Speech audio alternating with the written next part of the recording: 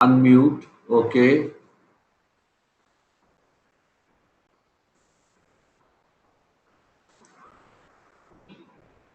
Yeah, I am inside.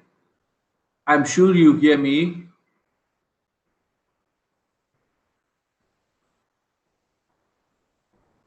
Sir.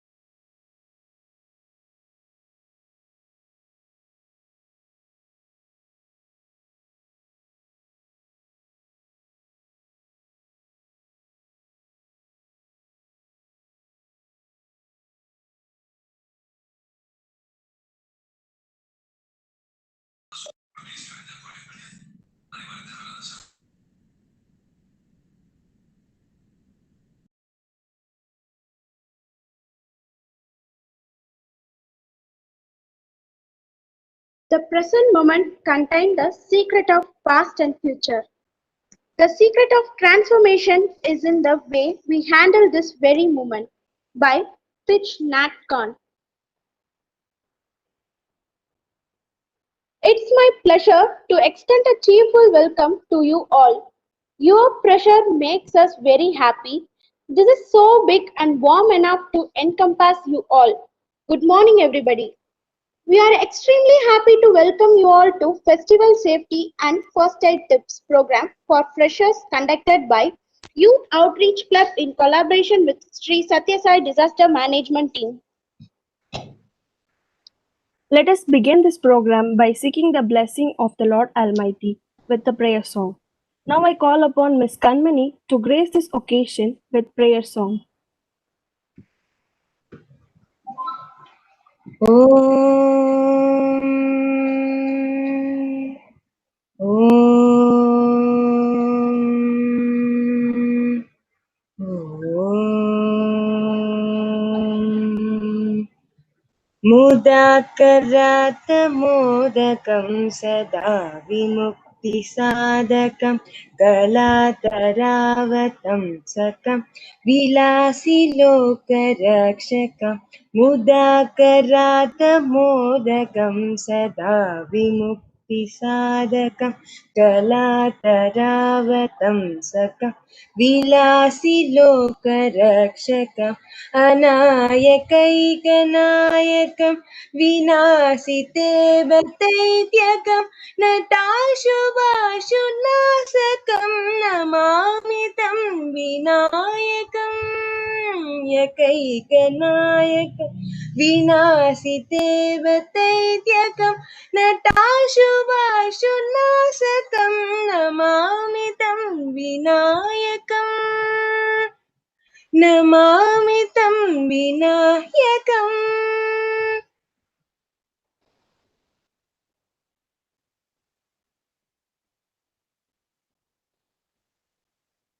Thank you.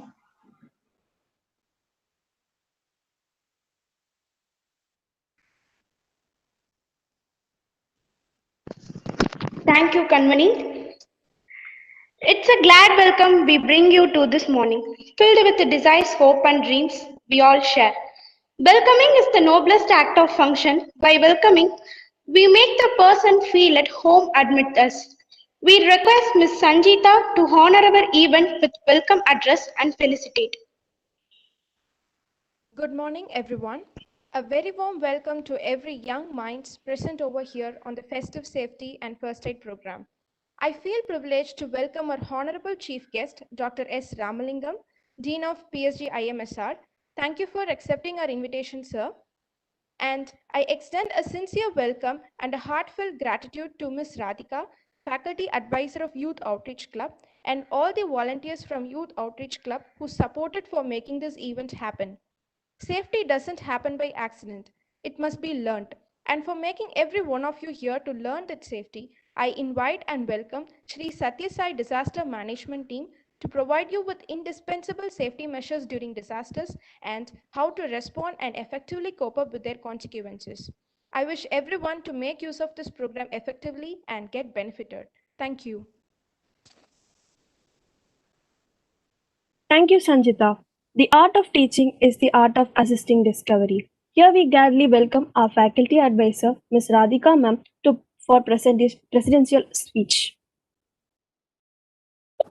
Good morning, one and all. Good morning to our nation builders. Once again, I take immense pleasure to invite our chief guest, Dr. S. Ramalingam sir, Dean PSG IMSR. My humble pronouns to Sri Satya Sai Disaster Management Team. We are fortunate to have among us who will enlighten with rescue techniques, which would help us in everyday life. I welcome our Student Union Dean, Dr. K. Nadarajan sir, for his continuous encouragement and support. And I also welcome the whole SU team. I also welcome Mr. Magesh Kannan sir, TechU coordinator, for arranging such programs. Government of Tamil Nadu has recognized Sri Satya Sai Disaster Management Team as disaster response gods to work in disaster situation and also to train such activities like you to train you youth members through Tamil Nadu, and also welcome first year freshers to attend this program, and I wholeheartedly welcome the freshers. The club, the Youth Outreach Club, aims at enriching the knowledge of PSG Sarvajana's Manavar Illam students. The young students are trained in personality development, are guided in their higher education, and mentored to find solution to their problems. I welcome Dr. R. Mohan sir, who initiated this program and converted as Youth Outreach Club. And I welcome our YOC team, Pillars of Youth Outreach Club. I welcome all once again. Thank you. Thank you, ma'am. The youth is the hope of our future. Now let us see a video clip about Youth Outreach Club.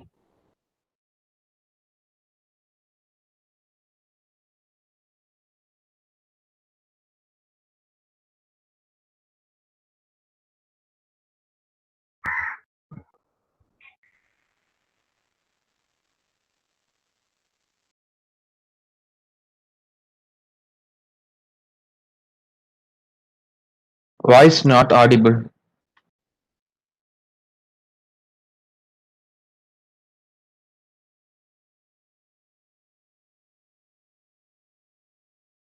Ma'am, we are not able to hear.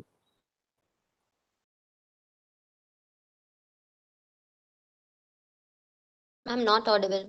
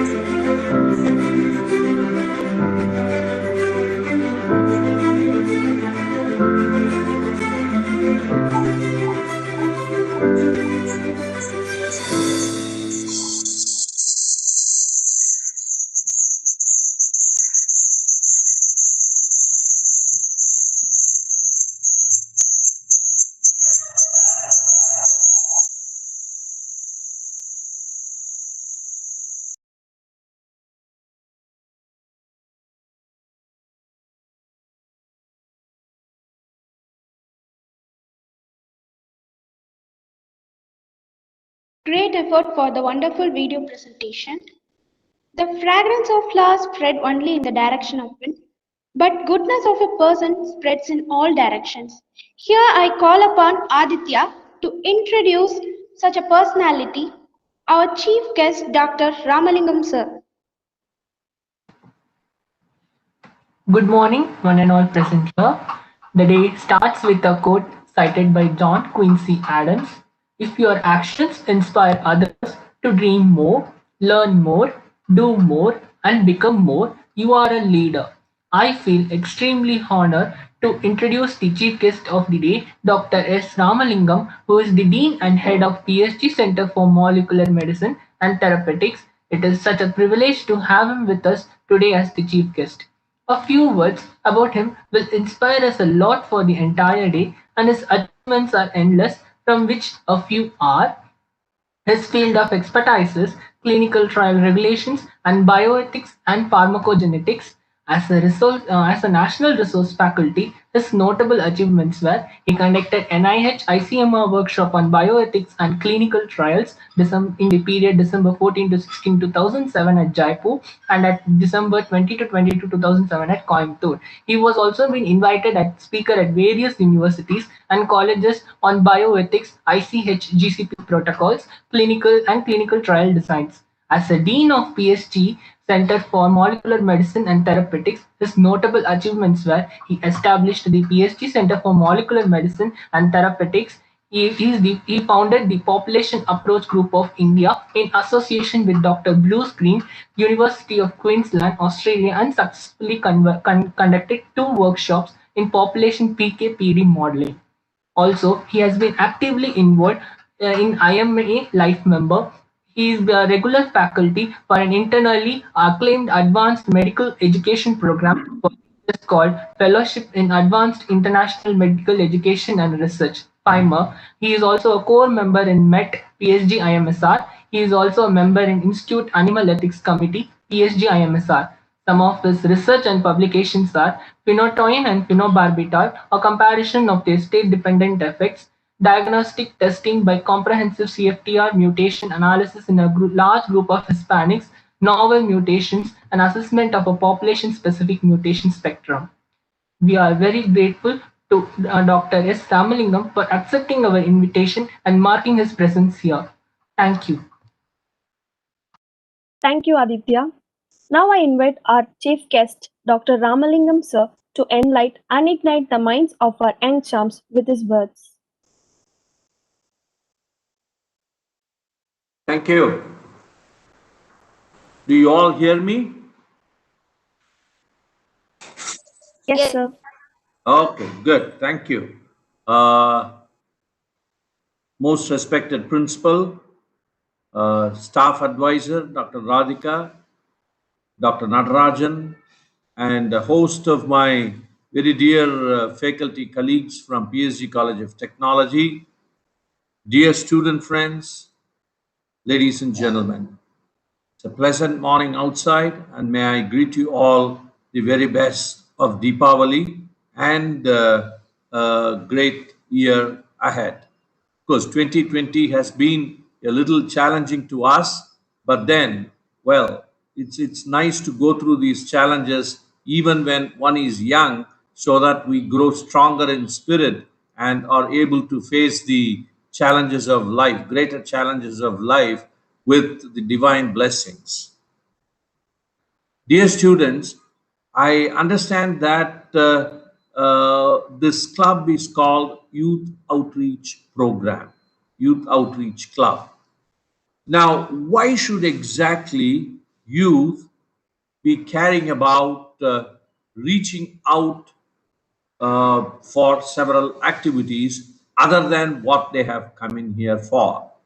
After all, you have come to PSG College of Technology to study some stream of engineering and achieve some excellence in your chosen field and then make your life. Why should you care how the society around you is and why should you reach out to those areas, spheres of life? First and foremost, Man is a social animal. Human being is a social animal. It is our singular responsibility to fix our society so that we also are part of it. We have an immense responsibility in ensuring that the society functions well. We cannot be bystanders and keep complaining. Now look, society is not great. I am so much accomplished. The society is not being fair to me. That's not the way. You will have to give your very best to society, and even the education you pick up at PSG College of Technology is not only to make dollars and pounds and rupees for yourself, but in a way, what you do will have to touch the society. If that does not happen, obviously your education has not been fulfilled. Whatever you study, whichever stream of engineering or science, it has to finally result in some good to the society. I want each of you to give it a thought, whether your education, the mathematics that you read, the, I don't know, various subjects you read, each of them, if you give it a thought, will finally somehow touch the society, will make the life of a common man easier. So that is exactly what we are destined for. If we did not do that, we are, not doing our duty. At this juncture, let me take a couple of minutes to explain to you some thought that I have recently read about. I'll make it very simple. There are some neurons means nerve cells in our brain. Brain is made of several trillions of nerve cells, and there is a set of nerve cells called mirror neurons. Mirror, the one mirror is what you see every day, right? So it's called mirror neurons. Now, what's the function of mirror neurons? Mirror neurons are the ones that distinguish human beings. They distinguish, meaning differentiate us from lots of other species. The major reason is mirror neurons help you empathize with others. When someone else suffers, you see him, then mirror neurons are activated. You undergo that suffering in some small measure so that you are able to reach out. Look at evolution. If you did not believe in God, or if you believed in God, the wonder of creation by God, right? You and I are bestowed by mirror neurons so that we could empathize with others and we could reach out to them. That's why in Sanskrit it is said, Paropakaram idam sariram. Unless you helped others, unless you did some upakar to others, there is no point in having this body. Of course, we all need to have our own life. We all need to have a fairly good bank balance for security. We need to have our creature comforts, a couple of cars and things like that. No harm. But at the back of our mind, it's very important to be thinking of the society. I am very thrilled to know that Sri Satya Sai Disaster Management Team, do you have that in your college, or they have come from the organization, Bhagwan Sri Satya Sai Baba organization, and are, I do not know whether they are collaborating with you, but it's a great organization. Sri Satsai organization is a great organization. I used to be a very active member of that organization during my student days and even a little later on. It's only when I got involved in administration and became way too busy even for my personal work, I sort of have become a stranger to them. It's It's a great organization. The kind of work that we used to do to the society, in the society, reaching out to them used to be very exciting and meaningful. So I am happy that Youth Outreach Club is part of your educational experience itself. The topic today that you have chosen is festival safety and first aid. Now, festival is basically for all of us to come together and enjoy, which we should. At the same time, of course, we should have in our mind the safety of us as well as safety of others. Otherwise, we will be living in fool's paradise. We should remind ourselves particularly that we are living at times of a very notorious viral infection. I have not seen a pandemic of this sort during my life itself. So that means you are one third my age or less than that, and you wouldn't have seen anything like this. And the kind of safety that we will have to adopt is extremely important. We will have to wear masks all time, ensure they are three-ply masks, regular surgical masks, three-ply masks. PSG Tech is producing them. The textile department is producing them. In fact, in the hospital, we are buying them from PSG College of Technology only, the textile department. Dr. Tilagavati madam, she is the one who is spearheading that project, I think. So that's a good mask, a very simple surgical mask. We should wear it all the time, except when you are showering, eating. Rest of the time, make it part of your personality. Second, wash your hands. Wash your hands as often as you can. And each wash is not just dipping your fingers and then taking out. For 25 seconds, you will have to wash. 25 seconds may seem small when we speak, but when you start washing your hands, it'll look long, but you will have to do that. And one more and most important is you will have to maintain social distancing. If you do not maintain social distancing, wearing mask also is not useful. Mask and social distancing is the vaccine. The biological vaccine may take time, may have its own pluses and minuses, but then masking and social distancing will give you nearly the vaccine effect. You can prevent. See, at your age, you perhaps need not worry about what COVID would do, but you become active carriers. If you did not worry about it, you become active carriers. When you get home, there are elderly people, your parents are there, grandparents are there, and you help the virus to spread. Therefore, ensure that you wear mask. Even inside the car, you will have to wear mask, and make it part of your dress code, and wash your hands. And it will look like obsessive compulsive neurosis, but then you will have to do that, and then maintain social distancing.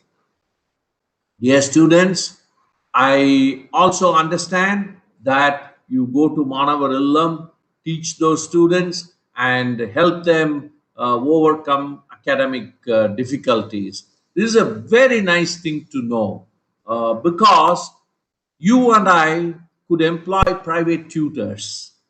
You and I could seek help from our private tutors and face the exam. But where would those kids go? So you got to share your expertise. You got to share your expertise with them, and that's very important. These kinds of activities instill in your mind a sense of social awareness and understanding, B, a sense of duty to society, and C, it'll mellow you down. It'll mellow you down. These are the important phenomena that should happen to any human being, and I am very glad to note that these are there. Dear students, take part in all of this, in each of this, as often as you can. It's as important as calculus or algebra, or I don't know what else do you study. So it's as important as that. I would rate that to be slightly even more important than these. And I'm sure India has much to gain from the younger generation. Thank you very much for this great opportunity. A day before Deepavali, may I once again greet you, all your parents, the families, and faculty members. The greatest of Deepavali ahead. It's a great day for all of us to shed our evil qualities and rise above those evil qualities and become good human beings. Jai Hind. Thank you.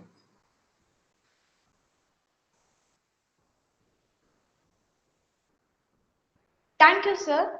Such Thank you. wonderful, inspiring words. Your presence and speech mean us a lot for us.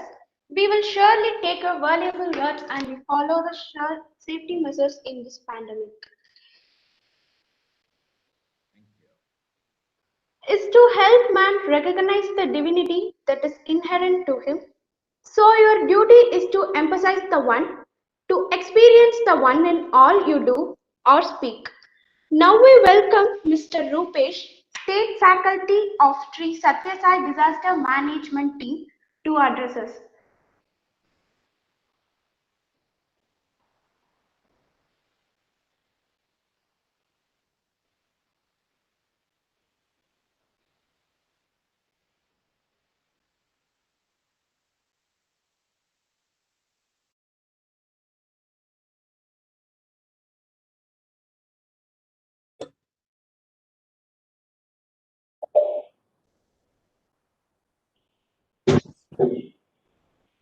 Due to certain reason, Mr. Rupesh will join later. Now Mr. Uday Kumar will take over the session.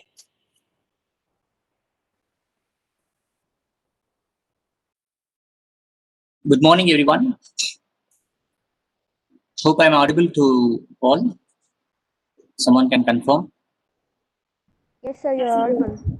Thank you. Thank you. Yes, sir. Yes, sir.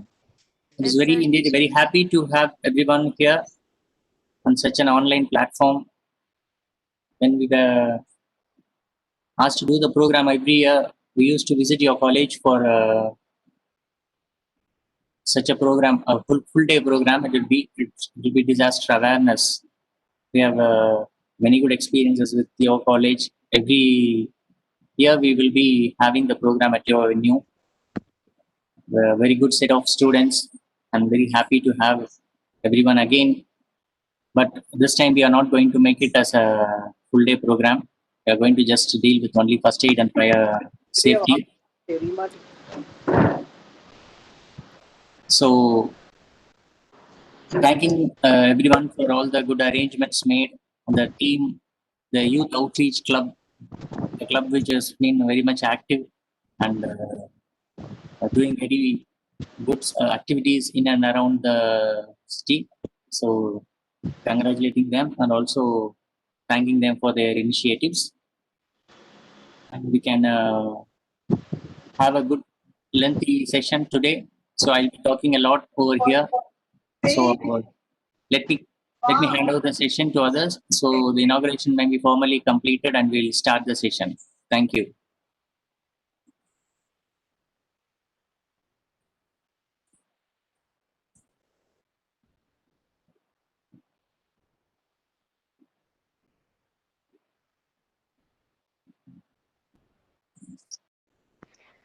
Thank you, sir. Such an wonderful words. Saying big thanks means telling the other person that we love you for what that you are to us. Thank you is a word when it is said with whole heart and soul. It radiates peace, love, fragrance, and all around us.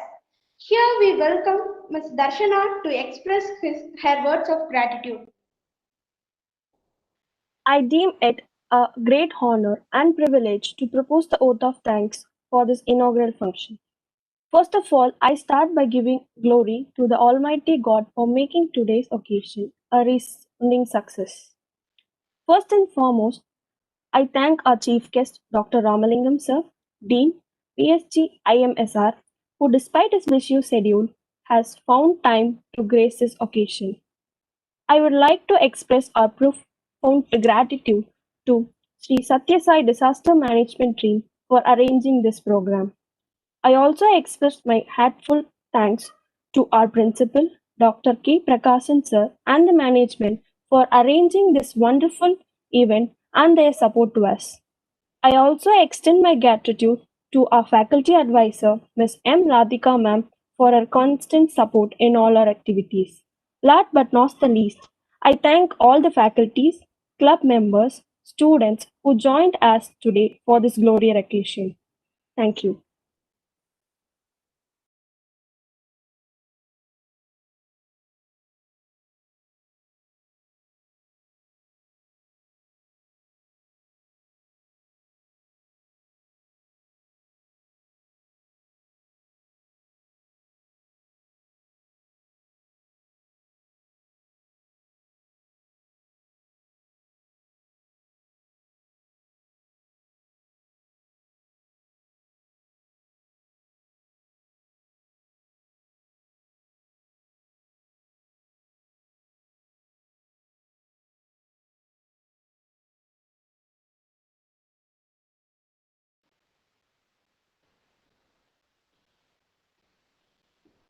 Thank you all. Now, in this wonderful occasion, on witness to the wonderful events conducted by our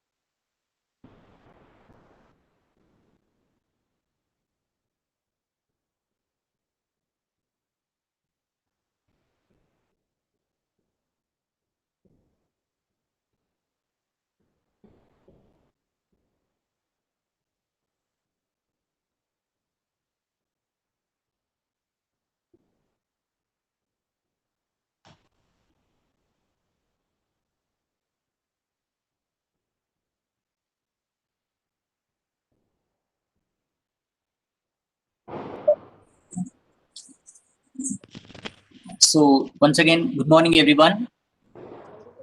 So we'll be formally getting into the session from here now.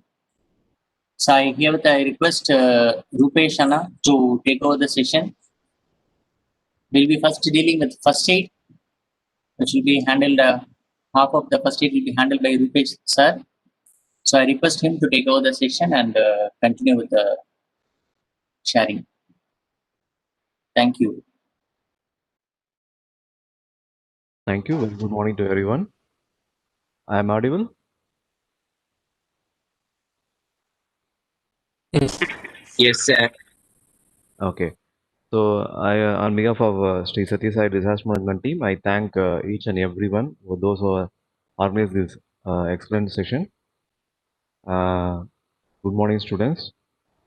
Today we are going to have a great session. The reason great session means whatever we learn, some days we may forget, but whatever we are learning today, you should remember your lifetime. Reason is If you forget something, you may lose your life in front of you. That is the thing we are going to learn today. So today we are planning to have few basic tips on first aid. Shall I continue with English or are you comfortable with Tamil? I just want to know any.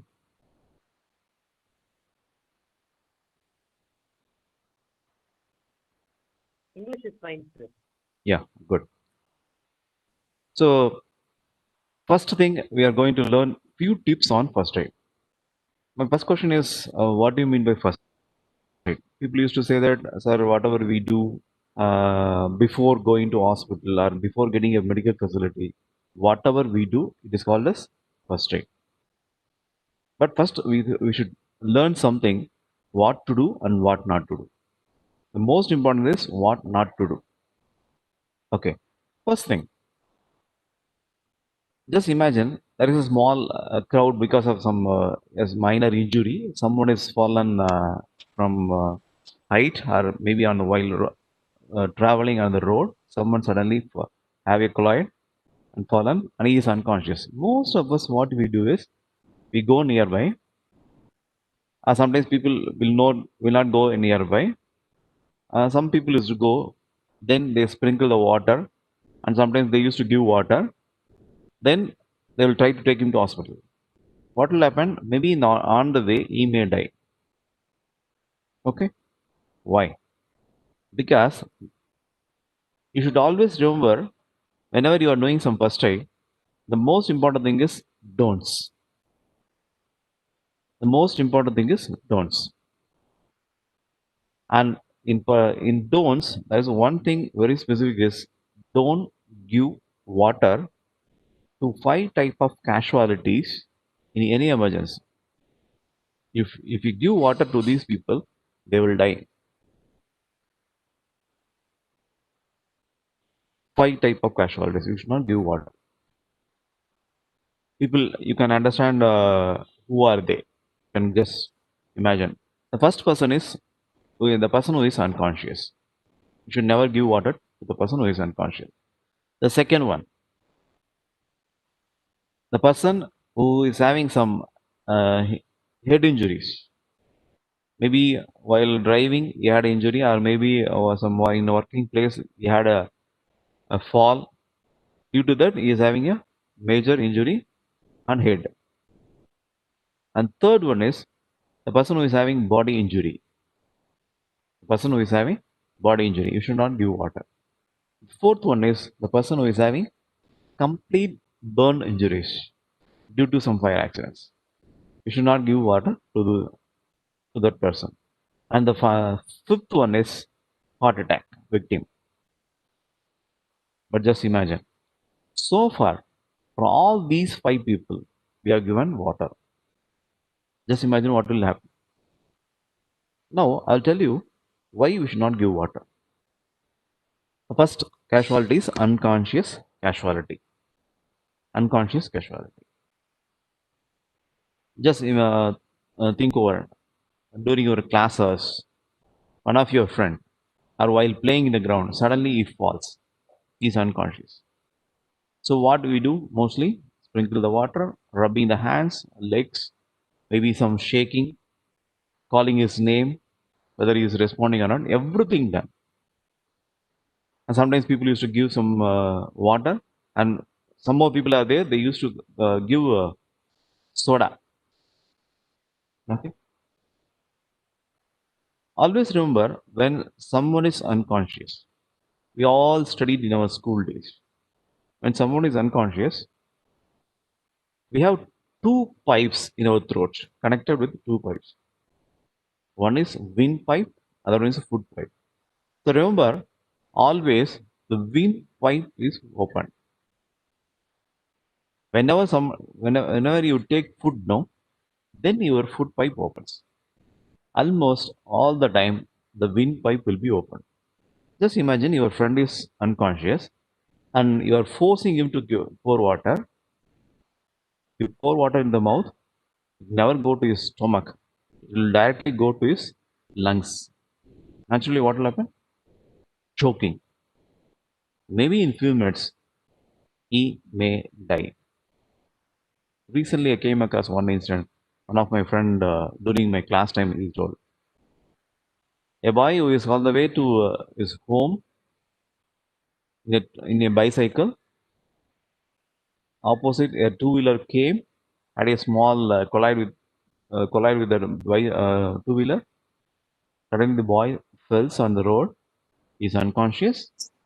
So one person from that crowd got the water bottle, poured him, and within few minutes, before the ambulance came, the boy died. No one know why he has died. But I think you people understand now. What is the reason? What may be the reason? So remember, always don't give water when someone is unconscious. It will directly go to his lungs.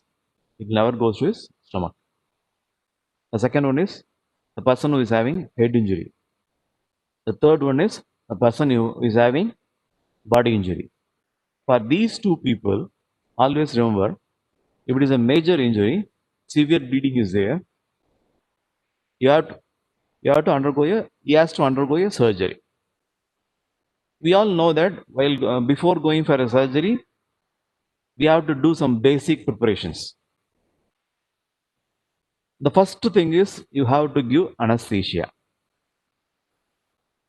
There is a anesthetist, so he comes with a monitor or some equipments.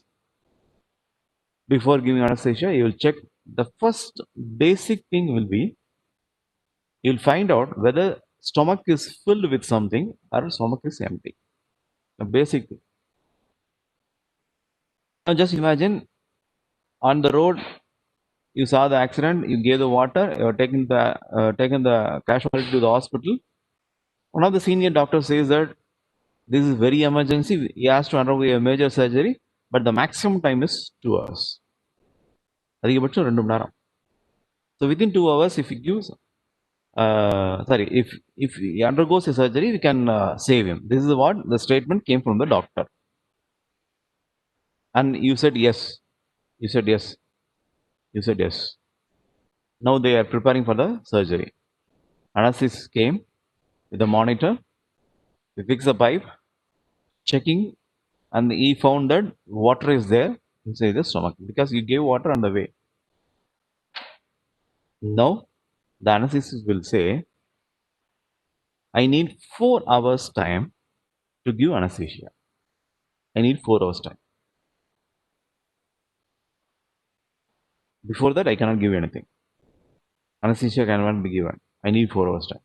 And some cases, even it may be 7 hours. Why? Why it takes 4 hours, 7 hours? The water in your stomach, it takes 4 hours to reach your urine bag. By the time, you cannot undergo surgery, and in many cases, the person may die because of this problem. Sure. So always remember, don't give water for a person who is having major injury and severe bleeding in the head or in body injuries. The fourth one is heart attack. Heart attack. We all know that during heart attack, we have different symptoms like sweating, sometimes pain on your shoulder, on your arms. These are the few symptoms. The first symptom you should notice is, always remember, in many cases we have seen during heart attack, he may have some breathing problem. In that case, if we give water, he may die because the same reason. During breathing problem, his foot pipe and wind pipe will be keep opening alternatively. Sometimes if you give water, it may get into his lungs. So don't give water when someone is having heart attack with the breathing problem. So these are the 5 people. Always remember, you should never give water for these people. But so far, just imagine, so far, for all these 5 people, we are given water. So this is very important. Always remember, never give water for these 5 casualties. Now, I'll tell you what to do, the proper first aid, do's. Now, we'll take the first casualty who is unconscious. So, whenever someone is unconscious, the basic thing you have to remember is you have to check his pulse and circulation. In other ways, we call it as we have to check ABC. ABC. Airway, breathway, circulation. Airway, breathway, circulation. Airway means while taking food, something choked in your mouth. Something choked in your mouth. So you have to check whether something is stuck and you have to remove that particle, then you can check the breathe. The second one is breathway. You have to check for the breathe. And third one is circulation. Pulse. Now first we will see how to check the pulse. Whenever I say pulse, no, people used to keep the fingers on your wrist and we will try to check. The exact location where we have to check the pulse is find out your left thumb finger, இடது கை கட்டவிரல். Just come down. Below the thumb finger, you can find a small deep. Keep 2 or 3 fingers and give little bit pressure. You can find out your pulse rate. I think people, those who are in the live, can check yourself. Go to your thumb finger, left thumb finger, இடது கை கட்டவிரல். Come down. Below that finger, you can find a small deep. ஒரு சின்ன பள்ளம் தெரியும். Just keep your 2 or 3 fingers. Check your pulse. This is the place you have to check the pulse. Now, if you don't find pulse below the thumb finger, what to do? Don't say that, sir, is gone. Don't say that. Sir, போயிட்டார் sir அப்படிலாம் சொல்லக்கூடாது. The second thing is you have to check for his heartbeat. Circulation means first thing pulse and the wrist. The second thing is heartbeat. Keep one hand. If you don't find, use both the hands, or you can even keep your ears so that you can hear. Check for the heartbeats. Now, if you don't find heartbeat, then you call a doctor.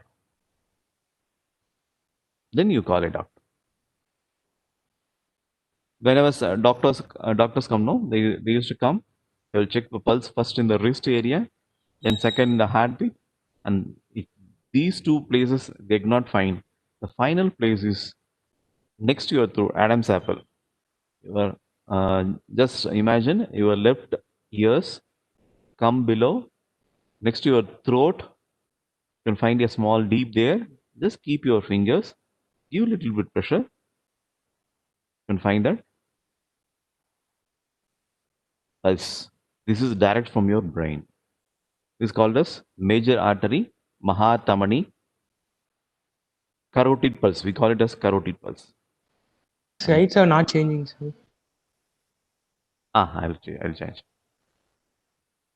This is the place you have to check for the pulse. Okay, but the final place where I told no, this is only for doctors, not for us. For us, only 2 things: pulse. The next thing is your heartbeat. If heartbeat is there, then you can start doing next step. So now you found out pulse is there. Now you go for the breathing. Check for his breathing. Keep your hand, reverse side of your hand near the nose. You can find a warm air. You can feel that warm air. If you don't feel that, what else we can try? If someone wearing specs, யாரா கண்ணாடி போட்டிருந்தாங்கன்னா, just remove that, clean it and keep it near the nose. You can find that fog, what you call as moisture. ஒரு ஈரப்பதம் தெரியும். Or if you are wearing a watch, check whether it is a glass one. Then you keep it near the nose. You can find the moisture. Or even some any glass, even your mobile you can use. But mobile without that scratch card. Without that scratch card, or even you can keep a small small thread. You can find that breathing. If you don't find anything, then you have to take him to a doctor. And if he finds breathing, now we found two things. One is pulse, the second is breathing. So if both are there, he is unconscious. This is, we call it as deep unconscious. Deep unconscious. Now we have 10 minutes time. 10 minutes time to reach hospital. I don't think you will reach within 10 minutes to the hospital. The best thing is you have to do first aid.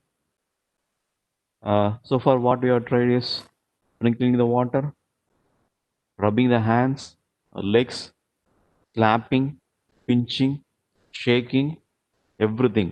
தட்டி பார்த்தோம், கிள்ளி பார்த்தோம், ஆளை கொஞ்சம் ஷேக் பண்ணி பார்த்தோம், பேர் சொல்லி கூப்பிட்டு பார்த்துட்டோம், எல்லாம் பண்ணிட்டோம், பட் இஸ் அன்கான்ஷியஸ். இப்போ நம்ம ஹாஸ்பிட்டல் போக முடியுமா? we have just 10 minutes. So the best option is you have to do first aid. Within 10 minutes you cannot reach hospital. So you have to do first aid.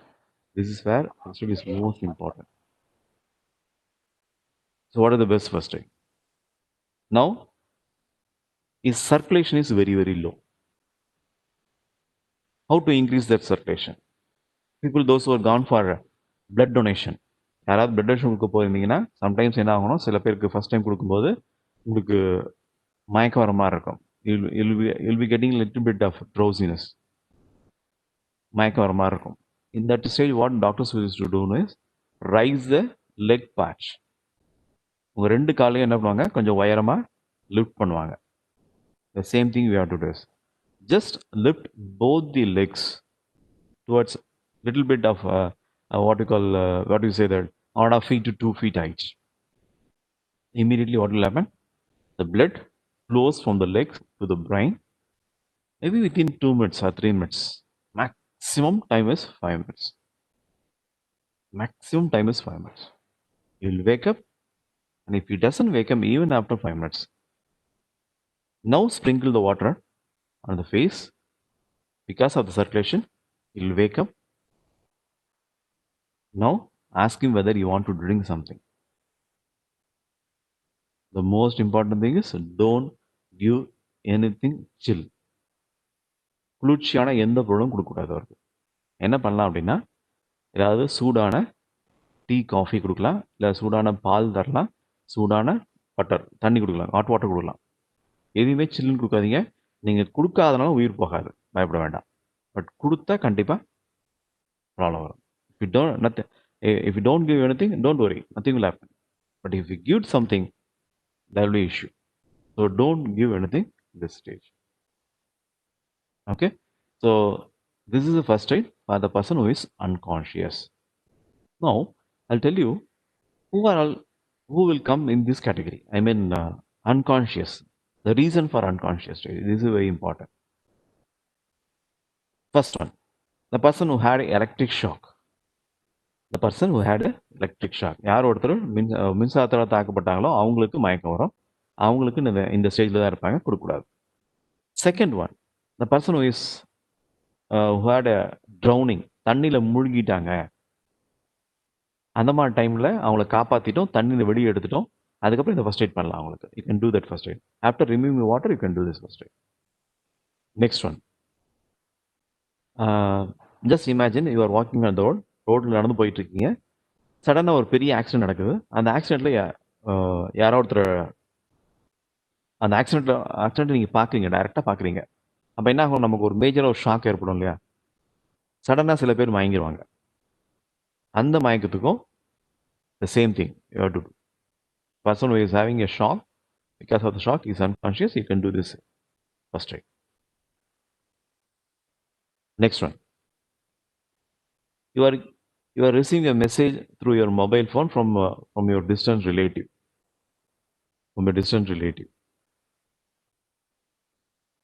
saying that your very close relative has died. Suddenly, because of that message, We have seen a lot of people who collapse because of the shock. So in this case, you can do the same first aid. Next category, the person who is who had a fall from above 6 feet height. Maybe you are a construction worker, or maybe a plumber, electrician who came to your home, are doing some repair work in your workplace. For that person, you can check these two things and you can do first aid. And the final one is the person who is fainted because of fasting. சாப்பிடாம இருந்து 18 hours 20 ஹவர்ஸ்க்கு மேலே சாப்பிடாம இருந்தால் மயக்கம் வரும். நம்ம ஸ்கூல்லலாம் பார்த்துருப்போம். ஸ்கூல் டேஸில் வந்து கிளாஸ் ரூம்ஸில் வந்து குழந்தைங்க வந்து ப்ரேயரில் மயங்கிடுவாங்க. அந்த மாதிரி கேட்டகரிக்கும் இதுதான் ஃபர்ஸ்ட் எய்ட் பண்ணும். Okay, so for these 6 people, this is first aid you can do. Check for the pulse, check for the breathing. If both is there, raise the legs, wait for 5 minutes, and they will wake up. Okay, now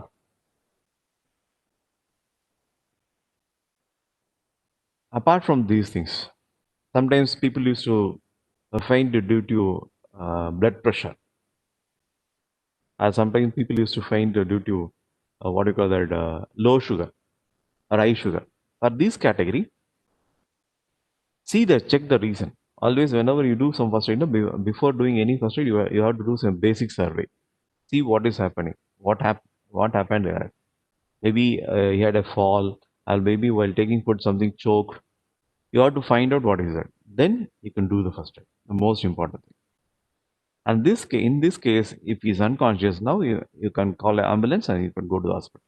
If because of blood pressure or because of sugar, and people use, sir, can you just give some sugar? No, because he's unconscious, nothing will work.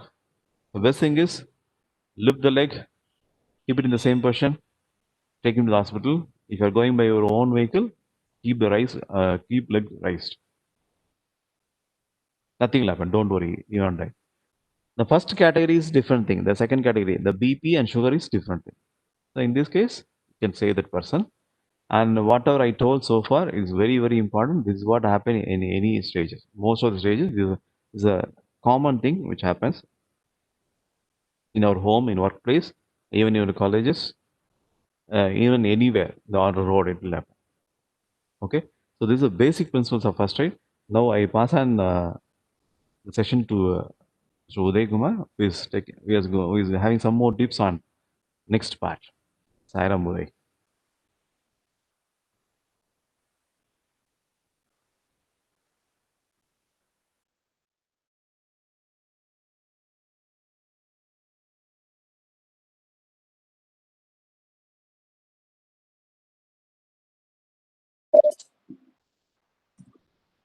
Asking questions in the chat box. What we can do is at the end of the session we will have some questions. We will answer some questions. That will be better. Uday, நீங்க ஆரம்பிச்சுக்கலாம். Okay. So hope you are clear with the do's and don'ts of first aid. Now let us see the second major thing which we are usually see is epilepsy. So is Janani available? Yes, ma'am. Yes, Sairam Janani, you can carry on with the epilepsy. Okay.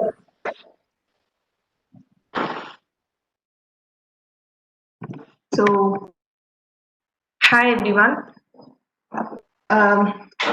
Like as previously Udayana and Rupesh, it is a very nice session, and we are always happy to have a collaboration with your college. However, we still miss the face-to-face interaction we used to have, but at this time, this is the best possible thing we could do, right? So we will adapt to this also. So the first kind of disease or the we are going to see is epilepsy. And what is epilepsy? So for epilepsy in Tamil, in common, it is referred as kaka valippu. So do you have any idea like why it was called? It is called as kaka valippu. Okay. So the name, like it is derived. It has become a short form for kai kaal valippu. So, கையில இருந்த கை கால்ல இருந்த காக்காவை எடுத்துட்டு அது வந்து காக்கா வலிப்பு அப்படின்னு மாத்தி. So and we have a lot of conventional ways how we approach situation. So when we see a person who is having who has suddenly suffered from epilepsy, we have the conventional way of approaching it. So what do we usually do when we encounter someone who has epilepsy? Right, from the ancient days till the Raja Rani movie or something that we have seen, we look for the iron objects, namely key or some kind of rod that is there, and we try to give it to the person. And the next thing, even it is in some places of North India, they give socks and shoe and also. So do you think this actually works in helping the person with epilepsy to cure? Might be a surprise for you, but actually, giving the iron objects or a key to the person who is suffering from epilepsy has nothing to do with it. So but you could argue with me, this is what we have been doing from the olden times. However, epilepsy gets stopped when I get the key and give it to the person. See, epilepsy normally happens for a person only for very few minutes. There are various reasons why epilepsy happens, like because of some issues with the nervous system in the brain, or if it is like for children, very high fever, then the epilepsy happens. But whatever reason it happens, the for a person to suffer from epilepsy, once it has come, it will be only very few minutes. So what do you do when you encounter a person with epilepsy? You go search for the key or any other iron object you keep. So you go and start searching for that item. It is like our usual way that we do not keep things.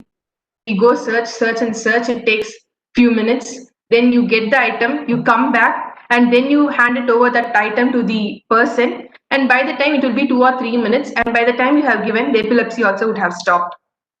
See, though this event happens for a very small amount of time, it is each and every minute is very, very important, because if once epilepsy comes, if once a person encounters epilepsy, he loses a lot of energy, lose all the energy he has saved for 1 month during that 3 minutes. So what happens after a person encounters epilepsy? Once he's normal, no, how do you see him? He'll be 600 பேர் தான் வந்திருக்காங்க. 600 பேர்ல 82 பேர் தான் வந்திருக்காங்க. be extremely will have lot amount of energy epilepsy observed. So it is crucial that you stop the epilepsy as early as possible for the victim. So what do? We see that people with epilepsy are very hard to control. They begin to shake their hands and legs very uncontrolled.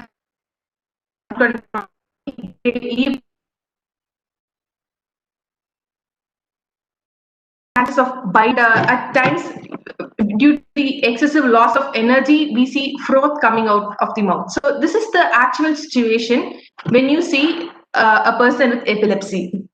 So how do we approach them and how do we help them? First of all, it is not possible to control a person with epilepsy directly. So because cannot go and give them any directions, or you cannot, they'll be extremely powerful. It is not easy to control them. So the best possible way, or what you can do is, you have to shut the air circulation that is going into their ears. So what you will do is, you will close their ears as tightly as possible. So you can close it from behind, you will close their ears from behind, or in best possible way you can. So that will not require much of control. So whatever position they are, you will close their ears. So suppose you have 2 to 3 people with you, and you are able to exert some kind of control over the victim, then what you could do is, wait,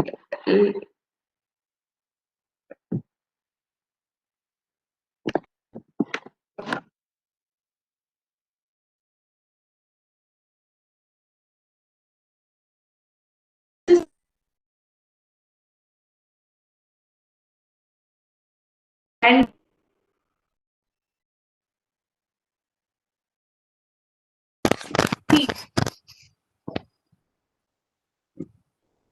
Ma'am, your voice is breaking.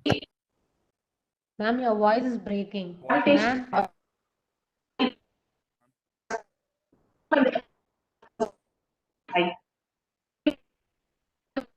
Ma'am, what you're saying is not Ma'am, audible, ma'am. your voice is breaking, ma'am. Your voice is breaking, ma'am.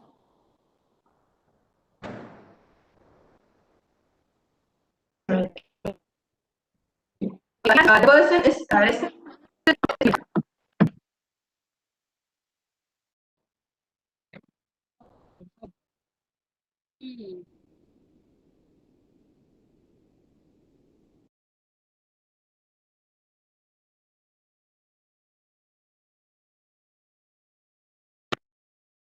Is it better now? Yes, ma'am. Yes, ma'am. Can you highlight from where you were not able to hear properly, so that I could repeat the content? You're explaining about how the body of a person, I mean, imagine this is the body of a person with epilepsy. From there, we Yeah. can Close the ears. What if there are more than one person? Yeah, sure. Sometime. Okay, sure. So you could see in the screen, right? So imagine the person is in the lying normal state. So at this time, right, as I mentioned, when there are more than one person available, or even if there is one person and he is able to exert control over the particular casualty, first picture you can see they have closed the casualty's ears totally, right? So ear is the place that controls the total balance of the body. So once you have shut down the ears, your body will certainly attain stability. So once you have closed the person's ears, within 1 or 2 minutes, it is sure that the person's epilepsy will be stopped. So you need not go searching for keys or shoes or socks. You are saving that person's life. Next, let us come that there are 2 persons, or you are able to exert the control. At that time, you could see the person is tilted. So the lying person is tilted to one side, such that one of his arms is placed over his ear. So here also the ear is shut. So we could see one of the sir's one hand placed on the victim's ears, and other side of the ear is covered by the victim's hand itself. And we could also see other hand of sir controlling the other hand of the victim at this place, right? So at this situation, the casualty will not be able to pull his hands and legs. So we have brought the person to total control, and we are stopping the movement of the person. And another thing that we have to do is, because of this position, what we will be able to achieve is, as I said, due to the excessive loss of energy, we could see the victims having froth coming from his mouth. So if the person is in the normal lying state, there are chances that this froth may go into his lungs and it causes him even more trouble. So at this point of position, the fraud will always come out and will not go back to his lungs. We can also give kerchief or any soft material for them to bite in their mouth so that they do not bite themselves out of the severity of epilepsy. So just remember this one key item. If you see a person suffering from epilepsy, the first thing that you will be doing is shutting their ears. So with this one action, you will be able to help that person. And if there are children who are having below 5 years, you keep, and if they are having extremely high fever, it is advisable that you take them to doctor immediately, because most of the time epilepsy happens kind of hereditary issues, and in case of children, if it is high fever, it will happen. So we could prevent that at the early stage itself. So I think I am done with epilepsy. Maybe Udayana could add you points.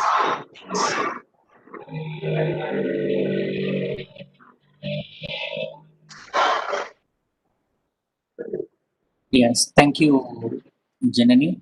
That is with epilepsy. The video is not playing over here. So you can see the images over here. There are two types where one person is handling the patient, and there are two persons handling the patient. There is one more image. I'll just focus it on you.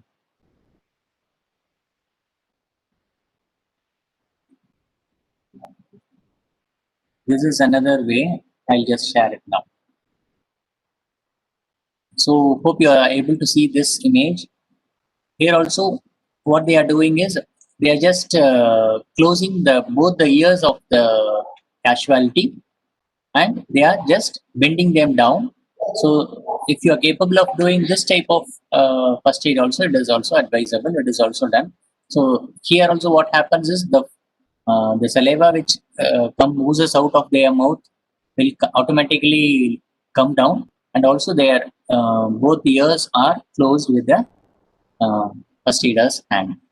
So this is also another method. So this is a very effective method for controlling epilepsy.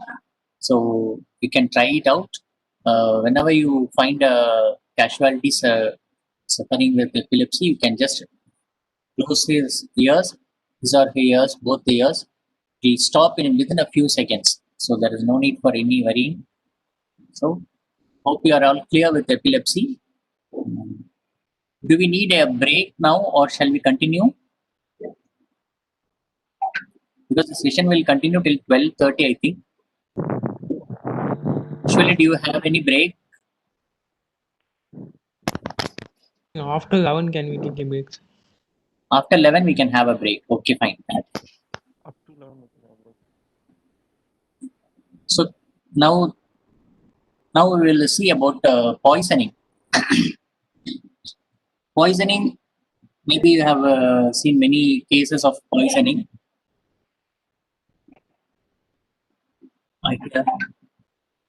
Okay.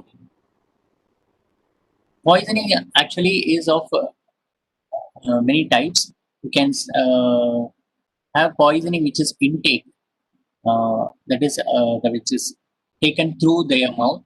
The intake of poisoning, that can be of many. That is also subdivided into many types. There are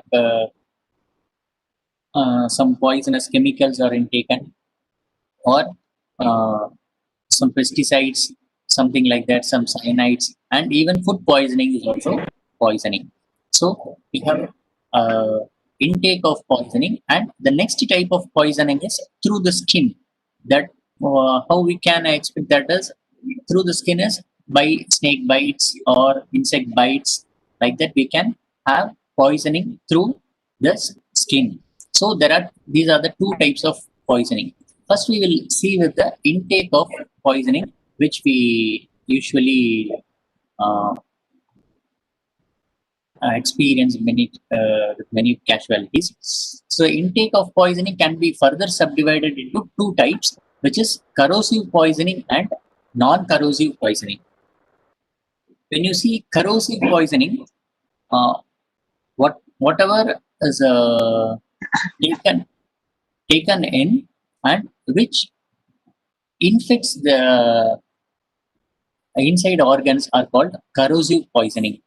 So there are the both are totally different, and we should handle the patients depending on what the poisoning has been taken in. So the non-corrosive poisoning, if you see, it is nothing but the what we take, which gets into the bloodstream and acts as a poisoning. That is called non-corrosive poisoning. For examples of corrosive poisoning is acids, some chemicals, cyanide. These are all types of corrosive poisoning. I can hear someone speaking in backside.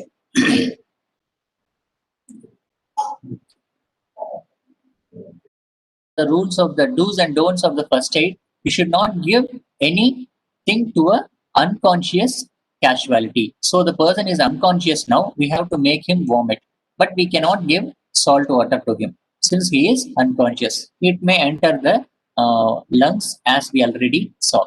So what we can do is open the mouth of the victim and put your 2 fingers inside his tongue and just shake it.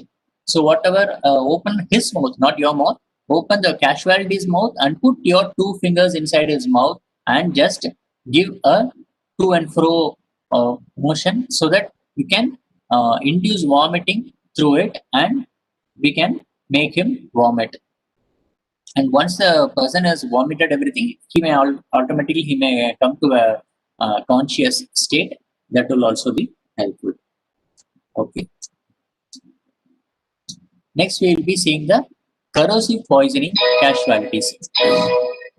So, how to identify whether they have taken corrosive poisoning? The symptoms are the nose, the lips, and the even fingernails sometimes becomes yellow or ash color, or sometimes even bluish color.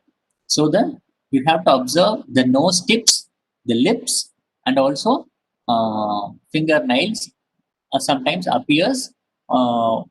There is a change in the color. It can become yellowish or ash color or bluish color or somewhat a blackish color.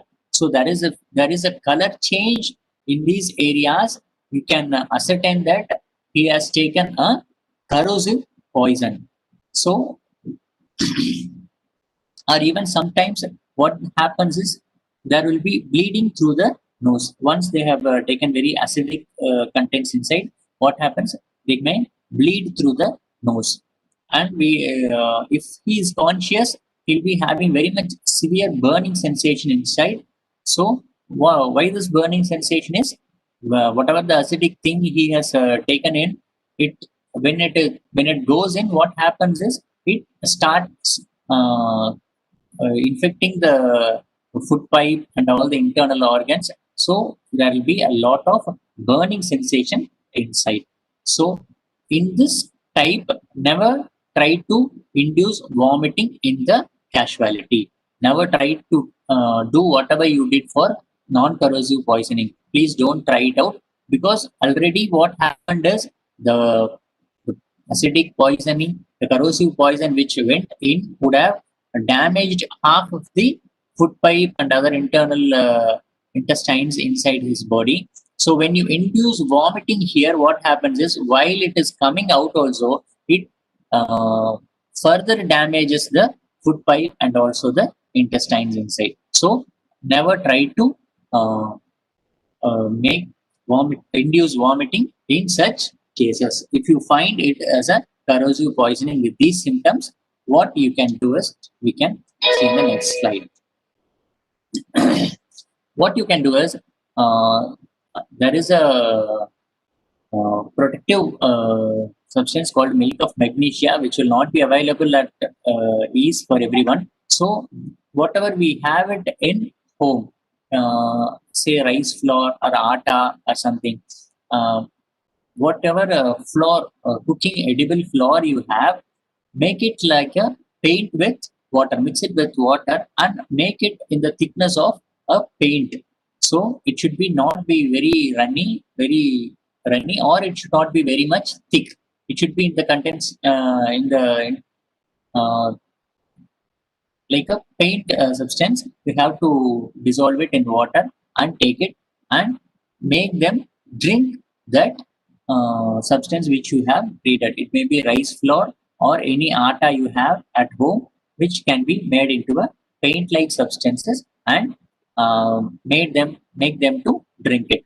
What happens now is this makes as a protective lining inside the food passage, and also the poison gets also diluted and the effect of the poison comes down. So never induce vomiting to such corrosive poisoning casualties.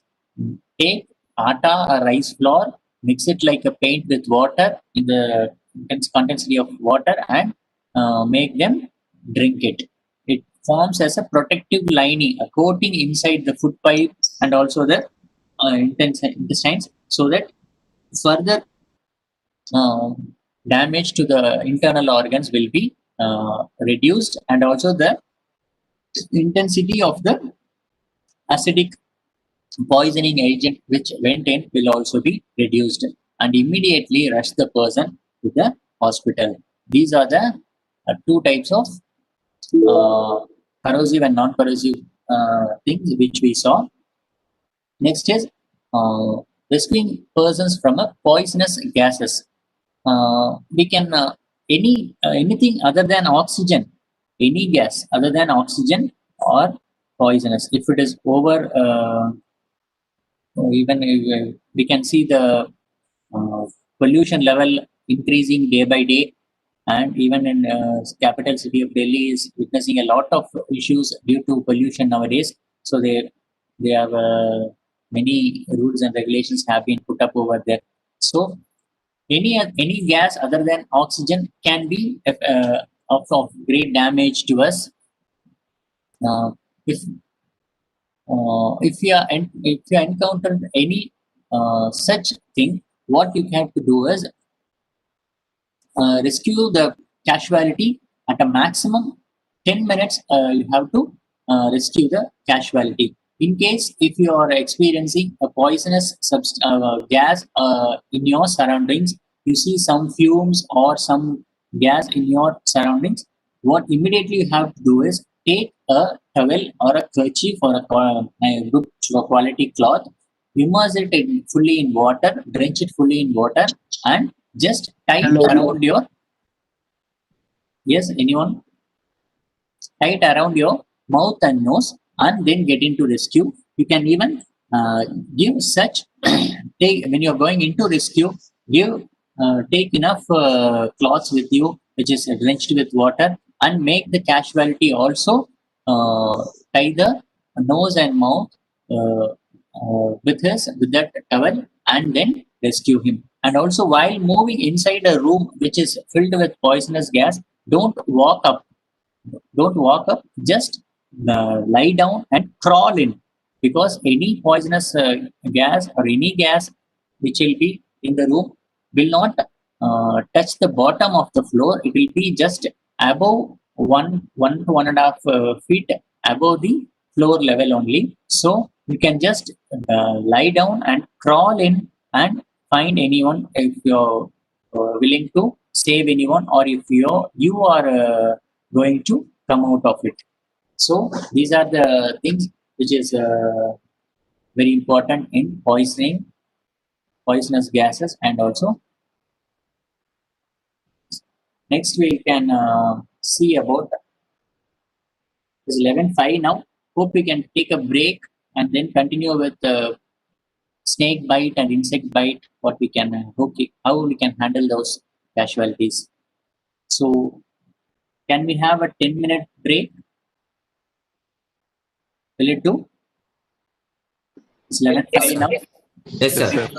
We will get back by 11:15. 11:15 we will start the session. Yes, sir. The next poisoning, which is snake bites or insect bites, and even dog bites, will be seen. Okay, we'll take a break. Please come back by 11:15. Thank you.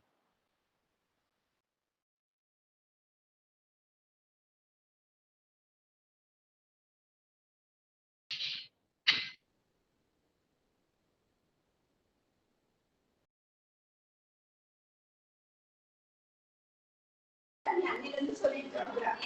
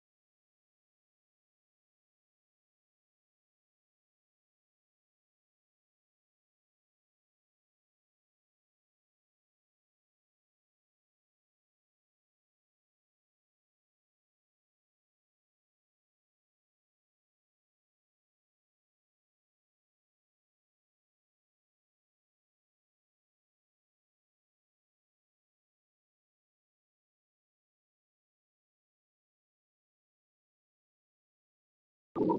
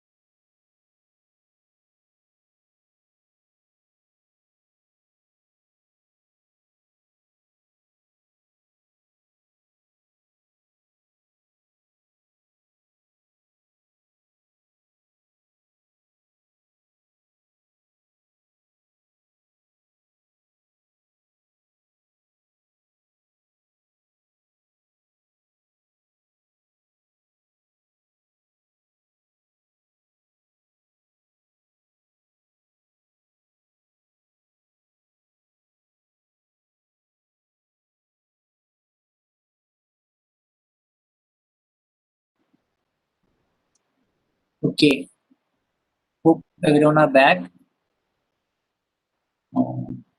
It's already 11:20 now. We have taken more 5 minutes more. I could see 300. There are 320, 330 participants. Okay, and there are 300 now. Okay, no issues. We'll now just see about insect bites, snake bites, and dog bites. The second part of poisoning. Hope the screen is audible, and I'm also screen is visible to you, and I'm audible. Yes, Just sir. checking. Yes, sir. Yeah. Yes, sir. Thank you. Thank you. So first we can see about snake bites. So there may be many who have experienced snakes in and around your vicinity from villages or some special areas where you're coming. So you have seen in many films and everything, whenever a snake bites, what happens is the person just sucks out the poison from the victim and just spits it out.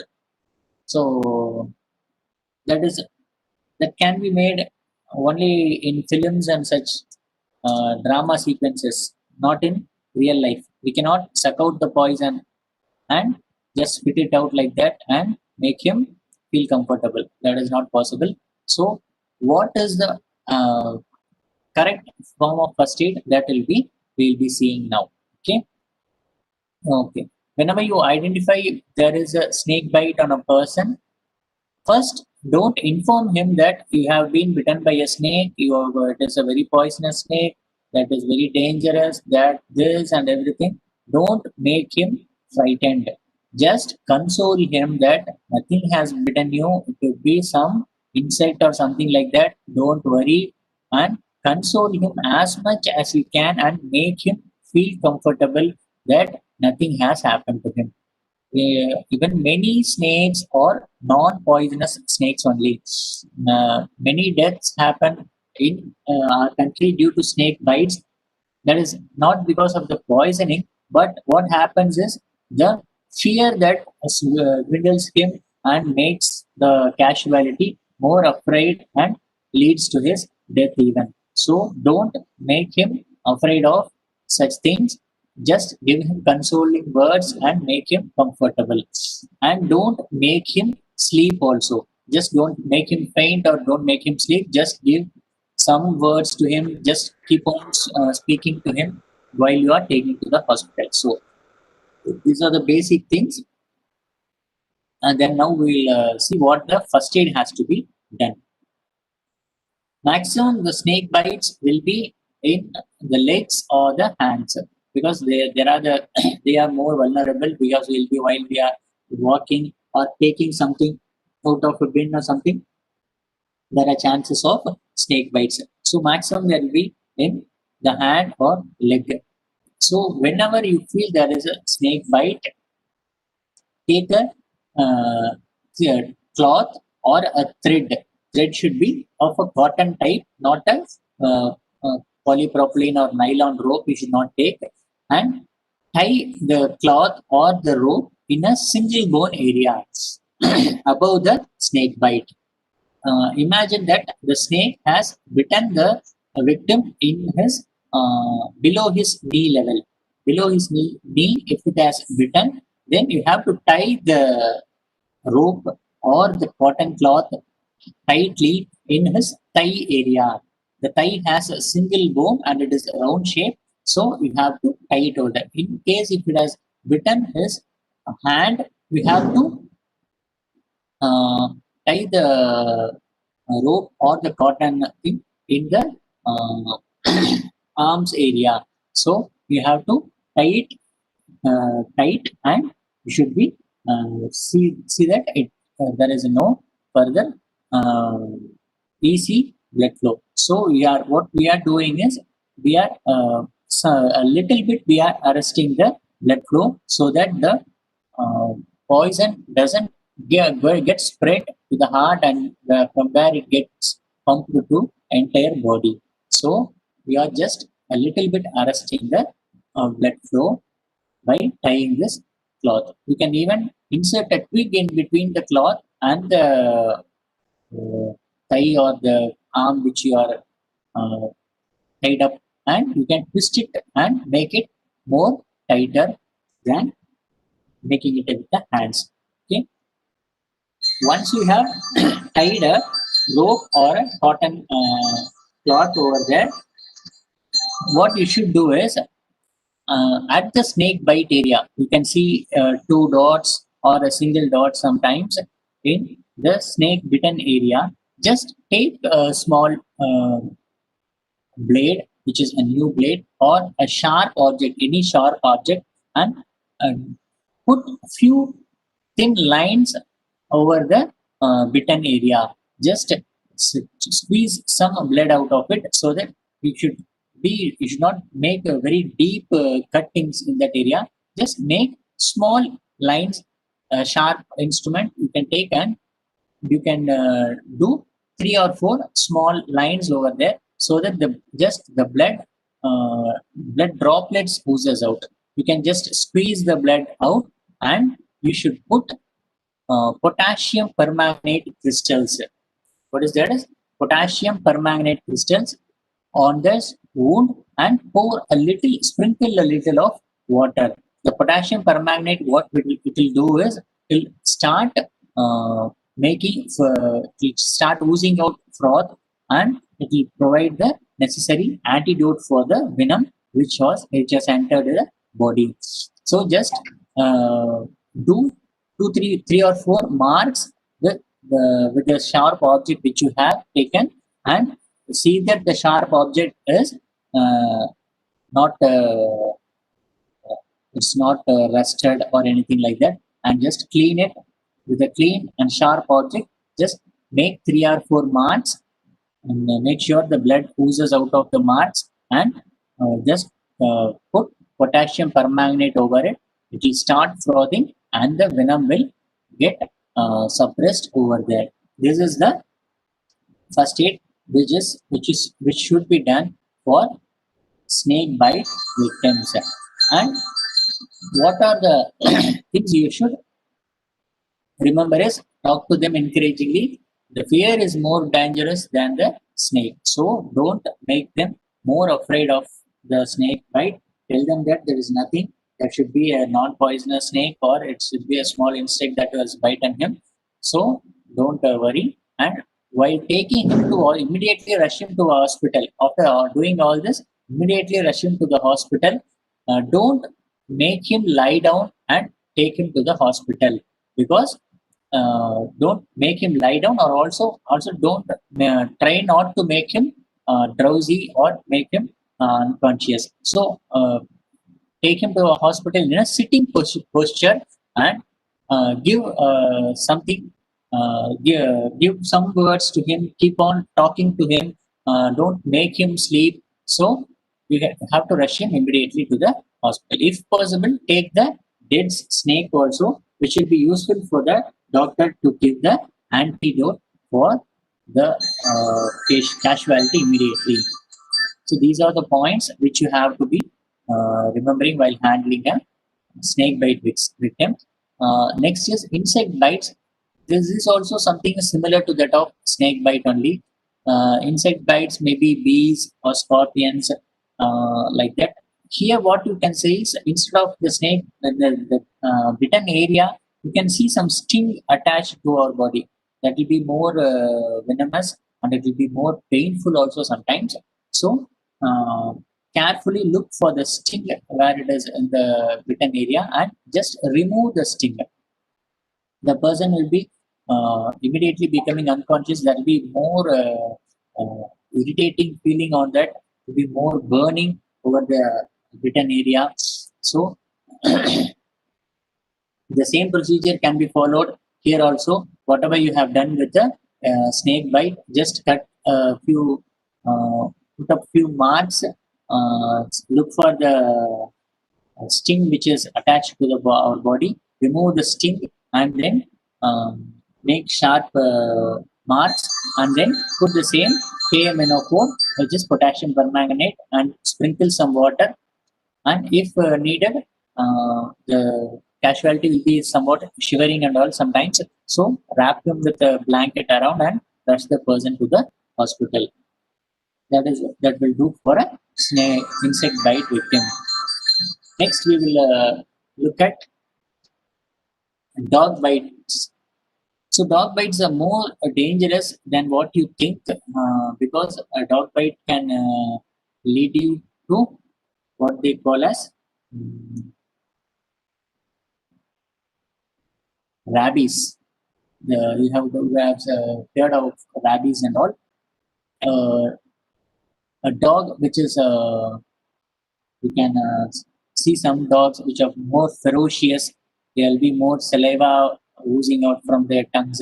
These dogs are much dangerous, which may causes rabies infection also. So rabies is a non-curable disease. So if not properly vaccinated, it may any dog bite can lead to rabies. So you must be very much careful with dogs. But even if it is a mad dog, if it is what we call in Tamil as a virinai, even if it is a mad dog, the person can be saved if treated in time. The timing is very much important. The dosage of the vaccination is very much important. Anti-rabies injections are there. So whenever a dog bites, get proper treatment. Don't leave it as such that it's my Jimmy and my Tommy, so nothing will happen to me. Don't leave it like that. Immediately rush to a doctor and take a necessary injections, which is anti-rabies injections are there. So they will, that is a full course of injection will be there. First one injection, and after 7 days, one injection. Like that, they'll be, don't skip any injection in that course. Take full course and you can be peaceful. No worries. There are not you don't be afraid that as in previous days they used to put a lot of injections around the waist and everything. Nothing like that. Today there are only 2 or 3 injections that to be put each in a weekly interval. So no worries about that. These rabies affected dogs, if they bite us, we will get infected by rabies. So the rabies dogs, how you can identify is they'll be more ferocious. Their eyes will be red. There will be more saliva oozing out of their mouth. And once it bites another person, the sooner it will die. So if a dog dies after biting a person, you should be very much careful, and we should be very much precautious. You can look at the dog's face and identify it whether it is a mad dog or not. Okay.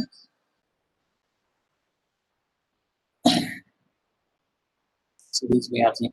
Okay, when the dog has bitten you, just control the bleeding where you have the dog bite area. Controlling the bleeding is another subject in first aid.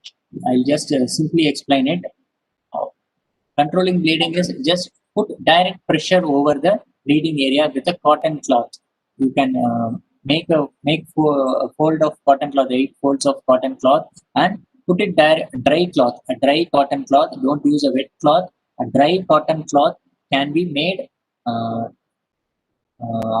can be applied over the cut area, and just put direct pressure or put a bandage and tie it tightly so that the blood oozing will be stopped.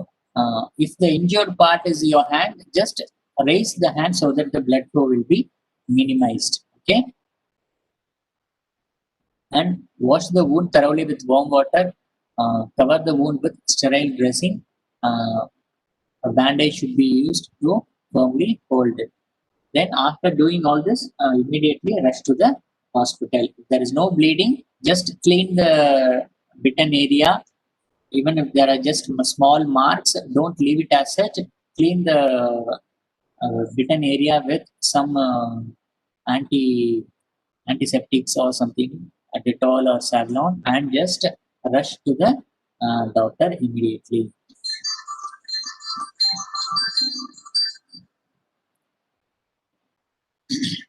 So even not a dog bite, even coming into contact with the saliva of a mad dog can even create problems. So if there are children at home and if you're having pet dogs, please be careful.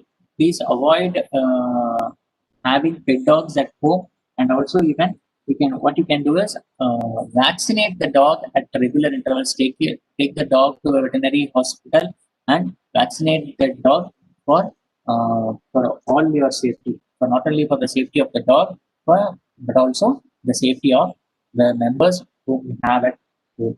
So these are the things to be noted in dog bites. Actually, rabies will be, if we contact rabies, there is no treatment as such now.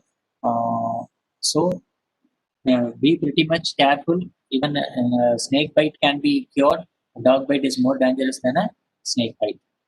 So with that, we will conclude a snake by poisoning here. Excuse me, sir. Sir, I have a doubt, sir.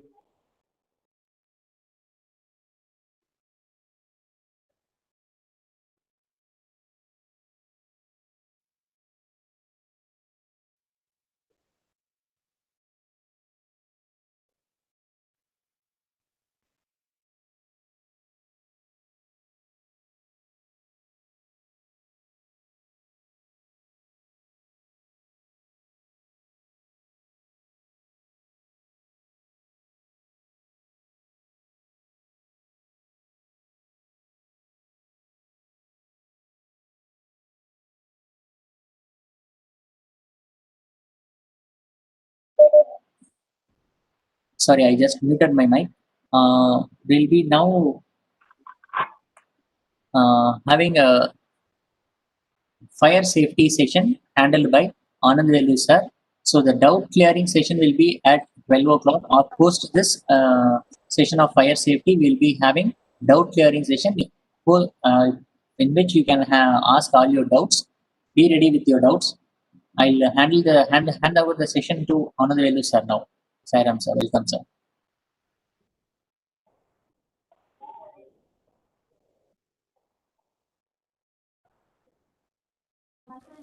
Uday ஒரு நிமிஷம் Anandar join பண்றாரு.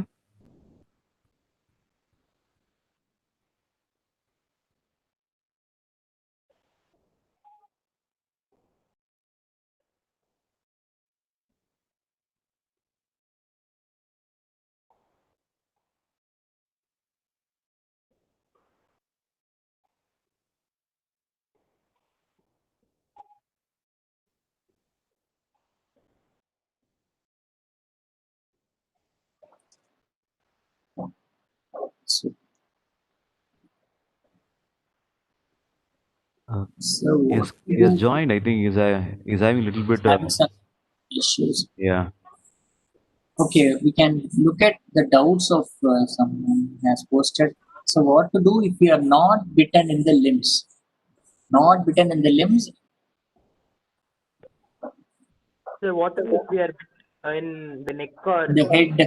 or If you are bitten in the head, you cannot tie any. Don't. If you are bitten in the head, that is a very rare case. That is that will never happen. But if at all, if you are bitten in the head or somewhere else in your body, don't tie it. Try to take a rope and tie it in the neck or somewhere else. Don't do that silly things. So you cannot tie and arrest the blood flow. But you can certainly, what you can do is just make some scars and make some marks, and you can just put the K104 salt and sprinkle water and make the casualty immediately rush to the hospital. Only thing is you cannot tie the rope or cotton cloth in any area. You cannot do that. But you can still sprinkle the K104 and water. That will do. What about cat bite? Cat bite is also the same. Cat bite also the same. The indefinite of cat or rat or anything is poisonous. Any insect or any animal bite is poisonous. You should be very much careful. The same procedure can be followed. K104 and you can not K104. Just wipe the area with antiseptic. If there is blood flow, arrest the blood flow and put bandages and immediately rush to the hospital and you can get treated.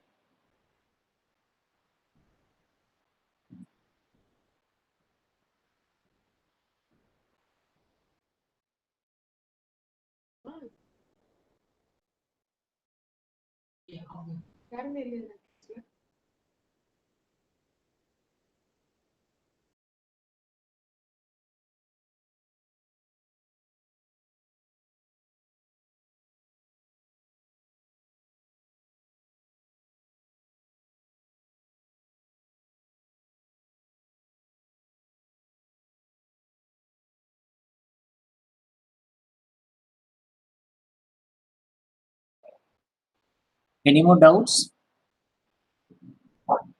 Some insects cause allergies. Is any solution for it?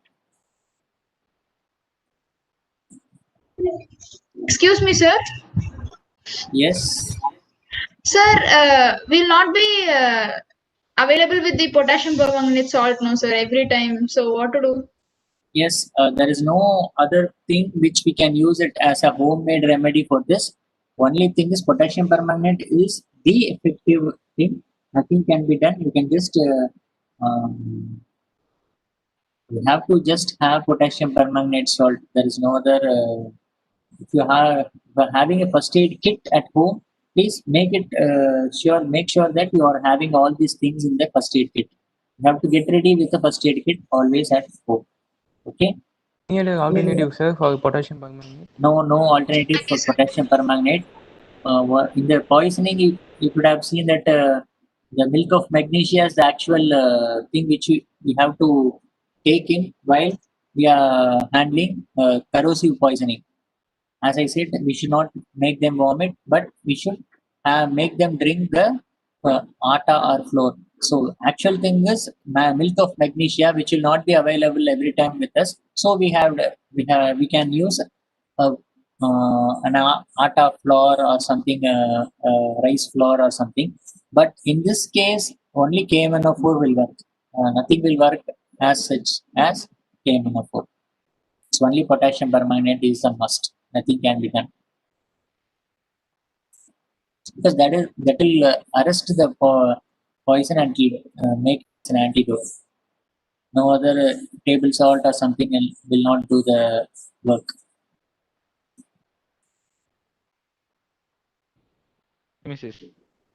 Yes, So do dog. we get Yes, one doubt is dog nails. Dog nails are also, as I said, even the saliva of the dog is dangerous. So please don't take just our dog has just scratched me a little. Nothing will happen. Please take consult the doctor immediately.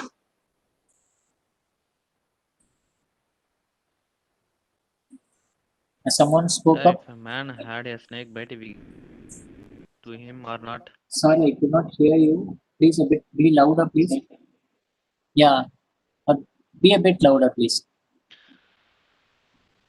Bite. Snake bite.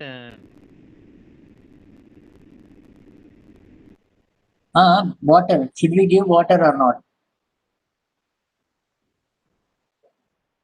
Water more or we will give water or not? Should we give water to snake bite victim or not? Is this your question? Actually, if the snake victim is unconscious, you should not give water. If the victim is conscious, you can give him a little water and we can take him to the hospital. Don't give him plenty of oral substances. Just give him a little water if to make him console and to make him worry free. You can just give him a little water.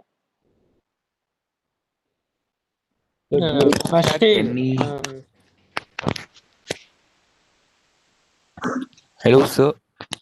Yes. So, do we contact any disease from cat bites, sir? Yes, very much.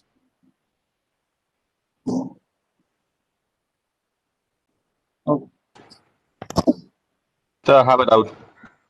Yeah, just a second. We'll have all the doubts at during our doubt clearing session. Now, Anandavelu sir has joined, I think.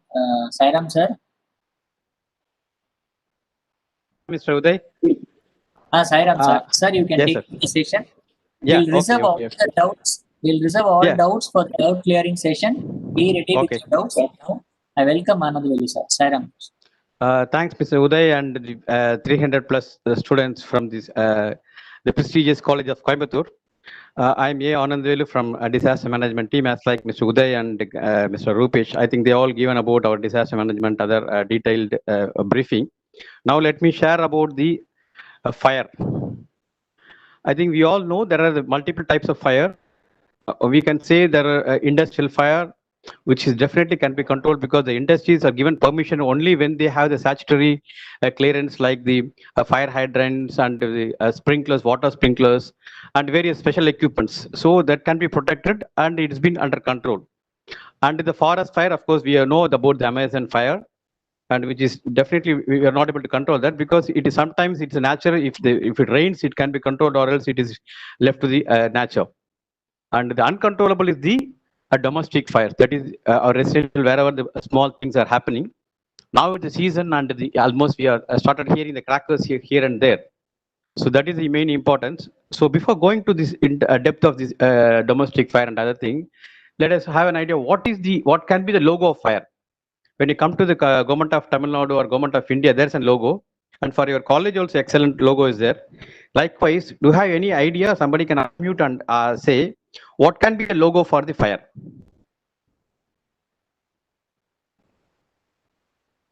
தீக்கு என்ன ஒரு அந்த குறிக்கோளா இருக்கலாம் பாருங்க.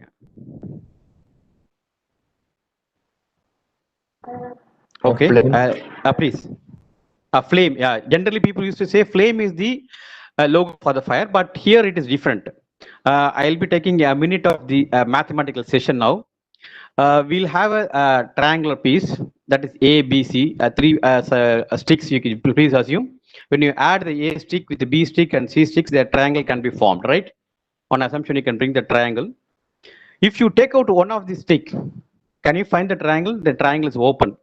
So that is called the starvation method in the fire. So if you take either A or B or C, it is not a triangle. So what is that A, B and C? It is not the numbers. It has some valid theme on that. A is nothing but the air, kaatru. If you remove that air from any of the burning fire, the fire can be controlled. That is called the starvation method, as I said. And next is the B.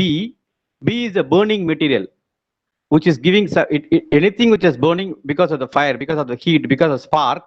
So those come under the B. So if you remove that burning material, the fire can be controlled. In Tamil, we used to say in the easiest way, it is not that you had to loot from the house which is burnt. If you take out which are not burnt, if small burning is there, if you control that fire, balance is been can be profit or it been saved. If the big fire, what is not burnt, that can be taken out from the big fire, that is saved. So that is called the B. The burning material has been controlled. So A is for the air and B for the burning material, and C is for the source of fire. That source can be either it can be the electric source or the lighter or the what you call the gas lighter or the matchbox and electric various sparks. Even when two stones rub each other, there will be a spark. So these are the various types the spark can be created. From the spark, the fire can be created. So if any one of these have been controlled, definitely the fire can be controlled. How we can brief about this? Let's see. As we know, this is a seasonal of these preparing various food and special items. Masal vada, I think you all aware, is one of the special food in Tamil Nadu. And masal vada, we know how to prepare. It needs some onions and other ingredients. So let us see. It is not that you or the female or the current your mother, your grandmother is preparing. The word please mention. Your grandmother is preparing the masal vada. So when she is preparing, you just disturb your grandmother. That masala vada has some onion. The onion got a fire. Because of the onion, that the entire vada is burning. In that situation, what you will do and what your grandmother will do.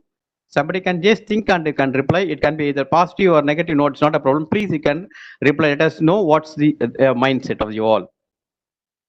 Applying banana leaf on it. Applying? Banana leaf. Banana leaf. No, I'm talking that vada is burning. How you can control the fire? If something happen, yeah, please proceed. So first remove that vada from the oil and throw it somewhere in water or sink if possible. Yeah, very good. If you remove that, it's fine. Suppose if you're not while removing, the entire oil is burning, what to do? So take the entire pan and throw it in sink or water. Yeah, that's fine. But sometimes when you are taking out, it's burning. You will not touch. The entire pan is burning. Yeah. Sir, you can take a close the pan with dot or something. Close the air. Somebody said right answer is close the air. Very good. Perfect answer. Party will be doing that. Your grandmothers will be doing just complete closing with a lid. It can be any of the cover. Nowadays the pans are coming without any. Even if you close with the lid, it cannot be closed properly. When the air goes in, it may not be. It may not get stopped. So what they will be doing, they can use a thick wet cloth. Thick wet cloth. It can be a bed sheet or a towel. It should be thick. It should not be transparent. Transparent means then transparent sense it should not have some holes. Then air can go out. So thick wet cloth can be covered on top of that. Immediately it can be controlled. And generally people can say it's a domestic fire. When there is a fire, what we'll do? We have plenty of around us. It is the water. So they'll just throw the water into that. That is the wrongest method if it is a liquid fire. I'm talking about a pan which has been filled with the oil and the oil is burning. So it is a liquid fire. In that situation, we are supposed not to pour a water on that. If you pour, it will get spread and furthermore, and it is a problem for us. So it should not be done. In that case, what our grandma will be doing, in those days it is having the warnel and they've been covered with the lid. Moody potu mooduvaanga. Nowadays it's not there. So in that case, you can use a thick wet cloth and cover. Please ensure there is no air entering into that. Definitely that can be controlled. Now this Uday and other people are not having the chance. If you get a chance directly at your college, that can be proved through you in front of you. It can be shown. So this is the simplest tip that can be known. As we said, if it is an ordinary fire, is fine. Generally, people are not using the olden days kitchen equipment, adipu, what we call the kitchens. You have been using the firewood and various things for the cooking and other things. Nowadays, all are being made only with the electric or the gas.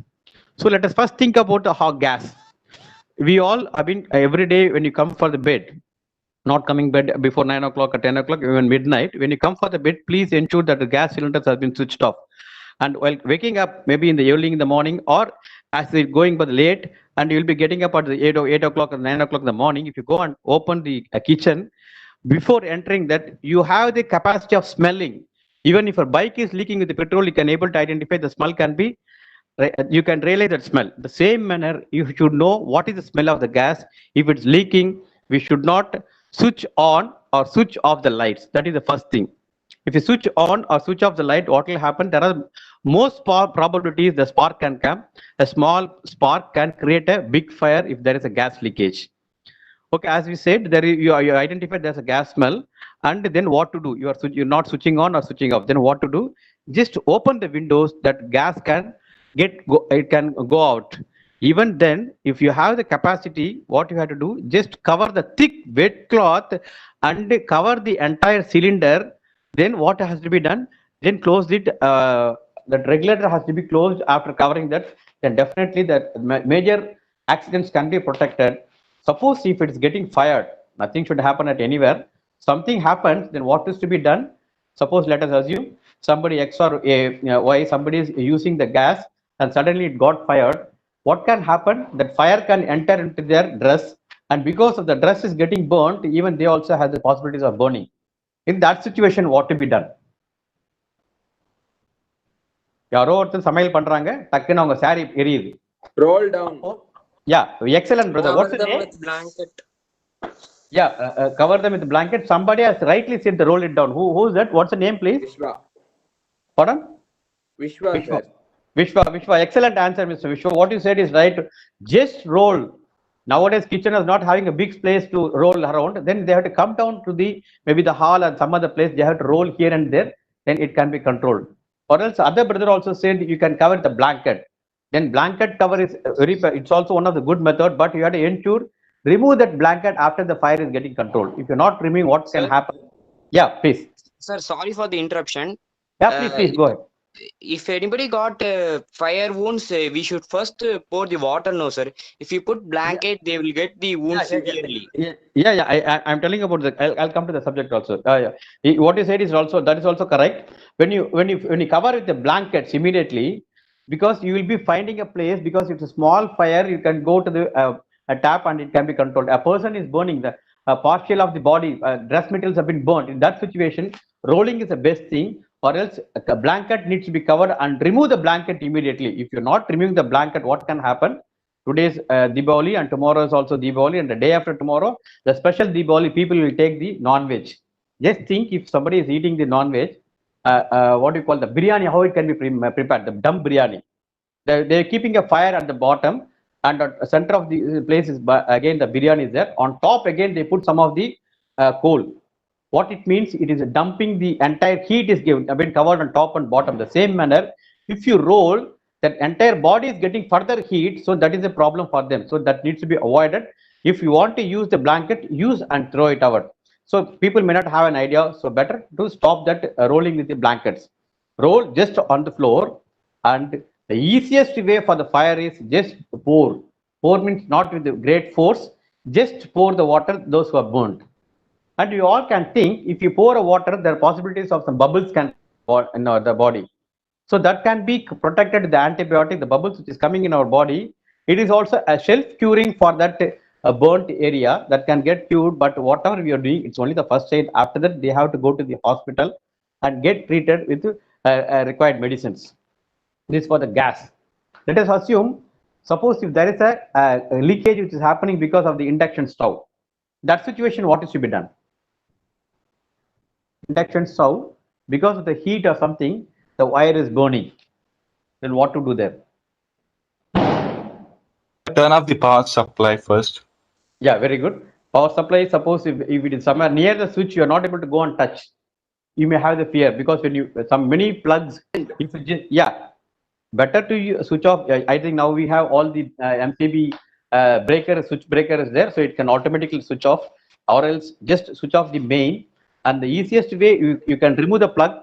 Many of the plugs, as I said, it cannot be pulled up because of the tightness on the board and the size of this plug. So it may be creating a problem. So if you're not able to pull, not an issue, just switch off the main.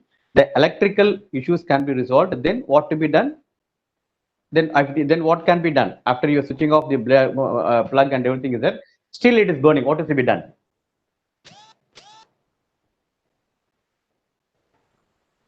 We can pour water on it. Pouring water. Pardon? Yeah, sand is one of the right way, but better to cover with the thick cloth, not the wet cloth. Better to cover only with the thick cloth. It can be, as I said, towel, just to control the fire and take out the cloth. If you pour water, we are not sure whether there are sometimes you'll be switching off and you can say that switched off, but the reverse current may come. So better to not play with electrical equipments, not to pour water. You can say when you're taken out, it's becoming ordinary fire. But if you say that people can, the message can get diluted. So when there is something electrical equipments are burning, better stop using the water, and it needs to be used only the sand. Sand may not be there in the flats. If you just think the first floor, second floor, sand may not be there. So thick ordinary cloth can be used. Just wrap after the air is getting reduced, then the fire can go off. Then take out the cloth which has been covered with that. So these are the major things which can happen. And let us assume, suppose if the cylinders is burning, then what to do? Yeah. Thickest. Its voice is not clear. Can you please repeat? Okay. Let us assume there is a cylinder and we know what is to be done. You are in front of you when you, it may be the daytime or it may be the night time. Suddenly this because of the pressure, high pressure, something, the cylinder is getting opened and it is gas is coming out, and even sometimes the flames may also be there. Then what is to be done? Even if you so we can cover the top of the cylinder using a bucket. It's okay, but it needs to be properly done, and the bucket has to. If the bucket is covered at the bottom, if you ulta the bucket, when it covered at the bottom, it should not have the space. So when the air goes in, again there may be problems.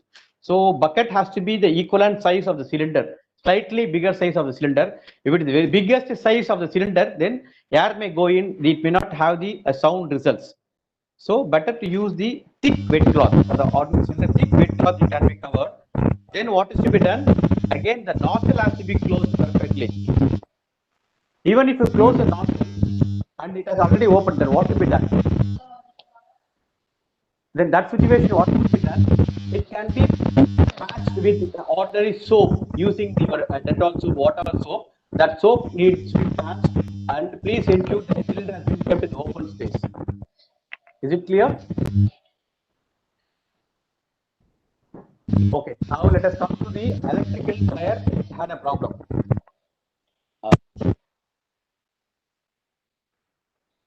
Voice is clear?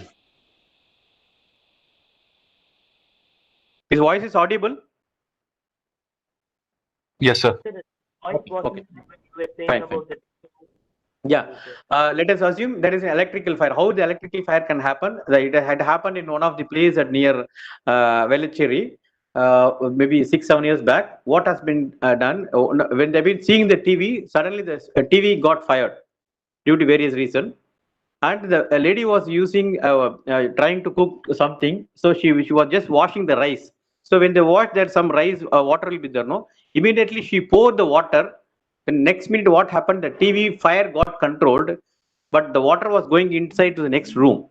So the next room was given for the rental with for some of the bachelors who have been working for the night shift. So those guys who have been sleeping in the daytime. So when the water was entered in the other room, so it has been the current has been transmitted to the water. So they got a problem in the electric fire. So please ensure with an electrical fire not to pour water. Better, we should have the fire extinguishers. This is as this is the festival seasons. It may be Diwali or any Christmas. We have been purchasing the dress materials. In that situation, let us have small handy fire extinguisher. That will be good. Immediately, it can be controlled. When you control immediately, the incident is getting resolved. First stage, the incident is getting resolved. If that incident is not controlled, it become an accident. If that accident is not properly handled, it become a calamity. So it should be stopped at the first stage. Then the major calamities can be avoided, especially because of fire. This is unthinkable. Within a minute, many things are happening because of the fire. Any other things that if you want to ask related to the fire about the domestic fires, we can discuss. And since Diwali, I think after half an hour or 1 hour, you all will be started celebrating the Diwalis. Many may not be having the possibilities of not to use the fire any crackers. If you're not using the crackers, fine. But sometimes as a festivals, if you want to use, please ensure you are having a bucket of water aside of you. And if you have some of them maybe having the breathing troubles in that situations, cover with a wet cloth, then play with the fire.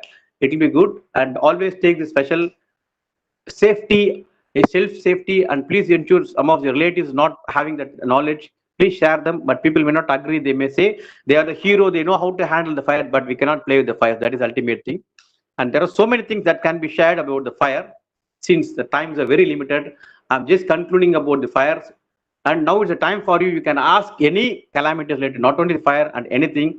And our brother Rupesh is there and Uday is there.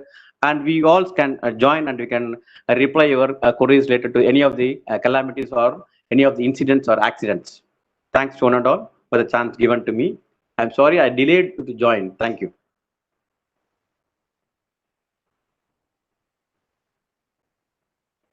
Over to Mr. Rupesh.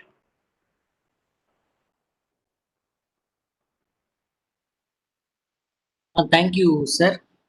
Thank you, Anandvelu Sairam, for this beautiful presentation on. Thanks, Mr. Uday. So now we will open up for the question and answer session, and also a few more things, sir, if possible, educate them with hand sanitizer usage. Sure.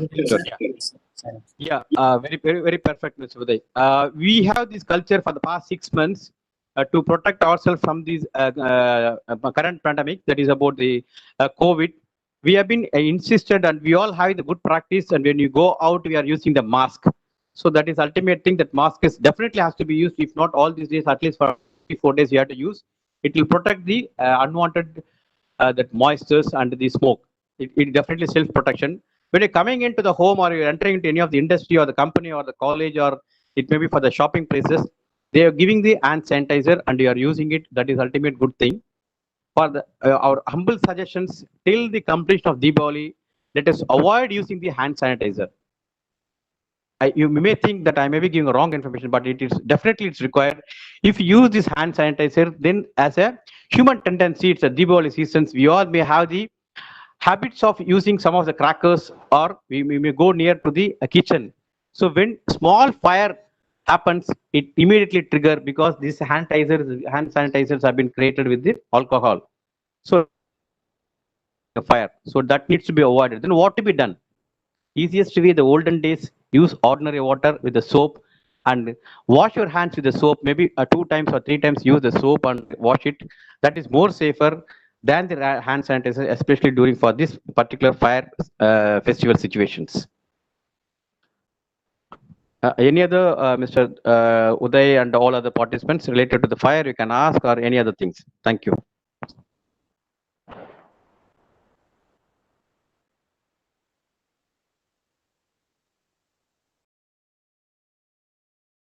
Sir?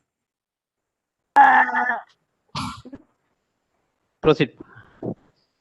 So the treatment for dog bite, does it depend upon the species of the dog? I mean, the breed of the dog, sorry, the breed of the dog. Yeah, excellent. Because our senior boss, Mr. R.K. Shekharan, he can able to brief about this in jovial manner. However, equivalent gentleman, Mr. Rupesh is there. He can suggest about this. Mr. Rupesh, sir, can you say about these bites of the dog and how it can be protected? Now, Anandavelana, please continue. Rupeshana has left. Okay, not a problem. Sir, first, in the dog, it may be a domestic dog, will have all the facilities that it will be sleeping along with you, but still, dogs' bites are very dangerous. And how you can identify whether it is a poisonous dog, very நாய் சொறி நாய் அப்படி நம்ம இருக்கு ரெண்டு விதமா இருக்கு. How you can identify it is a dangerous dog? Is there any symptoms how we can identify? If the dog is bigger size, if it is healthy, it is not dangerous. If it is lean, it is not dangerous. You cannot say that. How you can identify? Is there any clue that you all have? Face. Face. How the face you can identify, brother? Not clear and it will agree. Oh, very good, very good. So, what you are telling, the face has something and it is very ugly. In that case, many people used to say because it will have multiple bites internal because it could have bited itself. அந்த மாதிரி situation கூட இருக்கலாம். But still, those dogs are called the suri nai. But very nice. The powerful, dangerous dog is the dog which have the blacky mouth and the saliva will be coming out from his mouth. That is the dangerous dog. If those dogs not even bite, even that teeth of those dog, if it touches, it happens to be touch or it make a small scratches on your body, it may enter into your body. That is a problem. What can happen? Maybe after a few days, you'll get a severe fever. After the fever, you will not have an intention to take the water. After that, if you give water, you will be asking them not to throw away the water. And maybe after 1 month or 2, you will be started barking as a dog. Ultimately, then the doctor, what they'll be doing, you will be killed. The person who have been beaten by those dogs, they will be killed. Then how it can be protected? Now it's advanced scientific methods are there. In those days, multiple injections, maybe 12 injections, 6 injections, all those days. But nowadays, it's simple 3 injections, even 1 injection is also sufficient. If dogs are bitten, immediately take them to the hospital. Before that, what they have to do, a small first aid. Just pour ordinary water. If we have the potassium permanganate, just pour with that, or else the soap water, and take them to the hospital. Say he has been bitten by the dog, and maybe for a week time, they should not take the oily food, and the brinjal has to be avoided. So these things are the minor thing. All other have been controlled. So even it may be ordinary dog or the special dog, better avoid playing with the dog. And if something happens, that injection has to be put. And if you have the habits of playing with the dog, let the dog has to be at your doorstep, not at your bed. Brother, are you able to get some knowledge about this dog bite?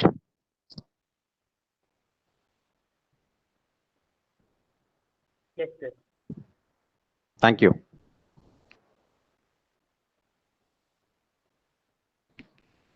Sir, Uday, what is the time limit for this session? Because they should not feel that we have been extending. Sir, till 12:30, till 12:15, we'll be having the session and post which Okay. Then let me brief the live fire which happened in Tamil Nadu. Then they can get an idea. We all know when we talk about the fire, the Kumbakonam fire incident, which is the worldwide, everybody has an hour. In one of the school, 92 kids, 97 to 92, there is various message, 92 to 97 I've been putting. 92 kids have been burnt in the school. And the reason behind that, there are two things. One is they have the kitchen. Nowadays, no schools is having the ordinary attach it. Nothing is there. It's been covered with the metal or the concrete buildings have been used, especially for the kitchen area. And those things have been removed. And even the asbestos can be having. That is not a problem. That can be protected some extent about the fire. And so nowadays those fires are not happening after we felt about the using of cocoa tree leaves and other thing for the as a covering of the building. So let us assume how it happened. There was a kitchen at the ground floor, and there that same structure kura has been taken up to the first floor. So the first floor, the kitchen got a fire that has been transmitted to the first floor. The next minute in the first floor, there are some of the small kids. They've been in the classrooms, immediate fire, they doesn't know what to do. The two things, one is the condition of the parents. They've been giving a special condition to the kids. When you go to the school, while coming back, please bring all your pen, pencil, bag, lunch box, all have to come, or else you'll be beaten. It may be by law or because of conditions or order. That has been created the problem for many of the kids. Even some of the teachers have been asking those kids, please go away, please run. But they've been telling, I have to go with my bag. I have to take my lunch bag. I have to take my pencil. I have to go with the shoes, because all these have created a mess at that situation. So that was one of the reasons for the more calamity, more dangers, more victims. But however, in that situation, next to the school, one boy is around 17 years old. He was working as a machinery assistant. When he heard all this, please help, help. That was a message, and it was a real fire. And kids have been shouting and crying. Just imagine that situation.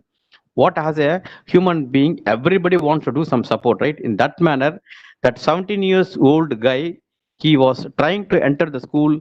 7 times he entered into that school, and he saved 7. Each time he bought 2 kids. It means 7 times he bought 14 kids safely to the normal place.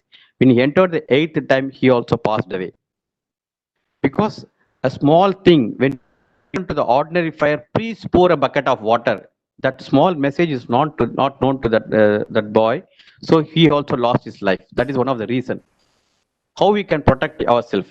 Let us assume there's a burn because you all matured and the reaching the age of school age have been crossed. So let us be frank. How to save the life? It may be the male or female. Let us assume there are 2 girls. One is the man. He's around 30 years or 35 years. He got fired. Maybe by fire burnt is around. Let us assume it's 10% have been burnt. And his wife, she's around 25 years old. She burnt 7%, not 7%, sorry. She burnt 15%. Then they have been taken to the hospital. And who will be having the dangerous in the life? The man or the female? Because he burnt just 10% and she burnt 15% she burnt. And which is dangerous as per our general calculation and general assumption?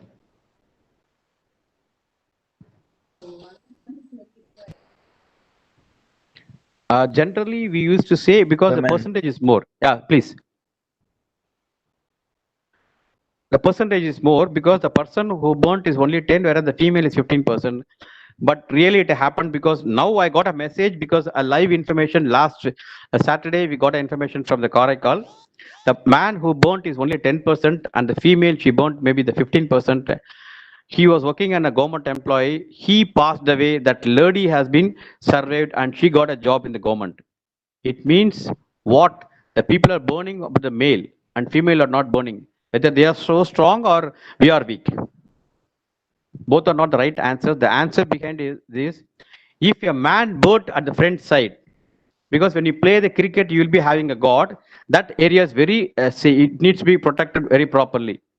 So if it is not protected properly, even somebody kicks, he'll be losing his balance. It burns, he'll be losing his life. So that area is very essential for him to protect. For the female at the rear side, they have to be at the end of the spinal cord. It is very dangerous for them. So that needs to be protected properly for them. Even in a Bangalore, one of the incidents we all aware, a lady has been dropped from the top. When she sat on the floor, immediately she passed away because their life saving area is very essential at the spinal cord end. So that is very essential. So when somebody is burning, the burning will happen at the front side. So that is a major problem for the male. He is getting burnt, whereas the females can be rescued, but very tough for them to live a life. It will be more than a month for them to, they will be having the sensation of higher burnings. So that needs to be avoided. Then what can be done? Just pour a bucket of water and ask them to roll on the floor. We all could have seen a video in one of the airport. A man was burning here and there. When somebody is burnt, they will not stop. They will not stop. They will be running here and there. Then what to be done as a knowledgeable person like you? Just touch him. Just ask him to stop at one particular place. If he stops, then the burning can be reduced up to some extent. In the next step, ask him to roll on the floor. He will not do that. Somewhere you attack and put that guy has been on the floor. Ask him to do the shelf rolling. Then he can be protected. So that is the easiest thing. That was not done in that airport. So he almost burnt and he passed away. Even the airport authorities could be having some of the safety members, but still it has been not done. So these are the things which has to be known. The ordinary fire, roll. எப்படி நம்ம கோயிலுக்குலாம் போனோம்னா நம்ம அங்க பிரதிஷ்டம் பண்ற நம்ம தமிழ்ல சொல்றது. They'll be rolling near the temple for the welfare, for the shelf welfare, for the safety of the fire. You have to roll on the floor. That is the ultimate thing they can get rescued. Thank you. I think you are able to get something about this. Thanks to one and all. Thank you.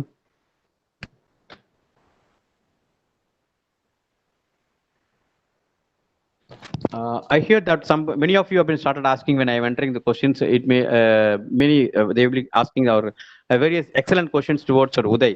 So those things can be asked because somebody has been typing. I'm not able to see the queries. You can ask, you can unmute and you can talk. It can be cleared.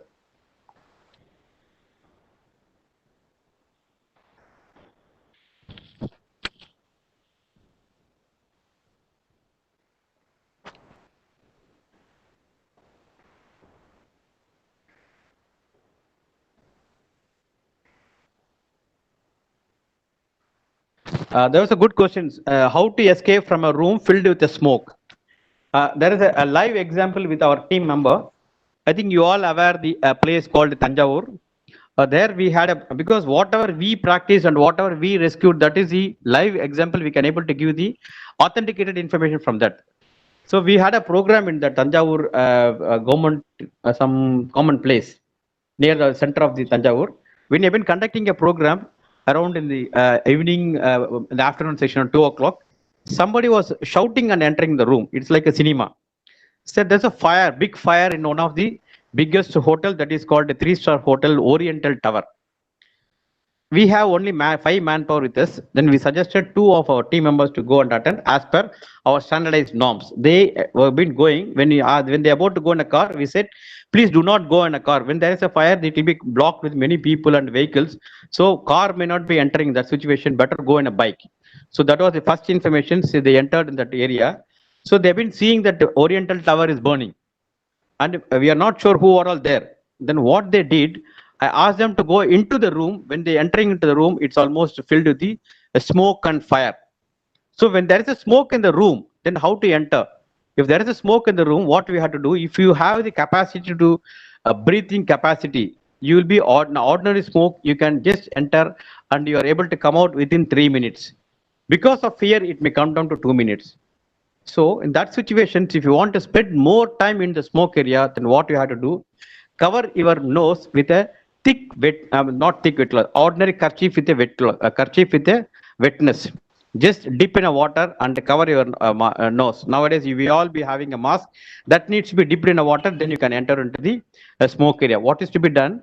When you're going into the smoke area, you have to scroll and go. Don't walk. Don't run into that area because of the fire. If you enter, because smoke, if you enter in such a way, all the smokes will be on top of away from the ground. So if you scroll and go, what will happen? Because at the ground level, you can find some clarity. It will more darker than on top of the rooms. So you can cross, if you can identify somebody is there or not, wire situations, all this can be identified. Your travel time in that room can be extended from 3 minutes to 6 minutes.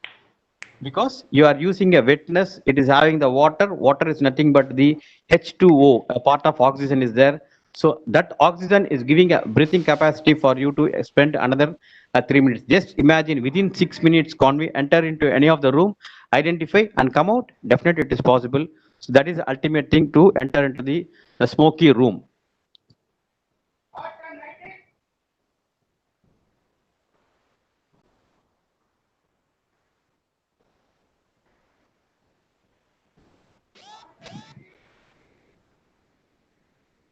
Someone is unconscious. We used to give some sweet item to boost their energy level. If this is correct. If it is unconscious, they may not have the sense to do anything. In that situations, I think our brother Rupesh could have very nicely briefed. If there is people are unconscious, many will be sprinkling water. There are possibilities they can come to the normal situations, or else their legs has to be lifted. I think he could have briefed maybe 1.5 feet from the ground level. When the legs are getting lifted, the blood circulation from leg to brain is getting transmitted, and maybe after a second or minute, they'll be waking up from in the normal situations. After that, whatever they ask, you can give. It may be sweet or it can be a what you call a coffee that can be given. Or else if somebody is telling, sir, I'm feeling giddiness because of they may be having the diabetic situations. In that situation, if they feel giddiness, they may ask you to give the chocolate or the sugar. If you give that, the sugar level can go up immediately. They can come to the normal. Then have to take the regular treatment. Whatever they are doing, it's only the first aid. I think that questions have been answered.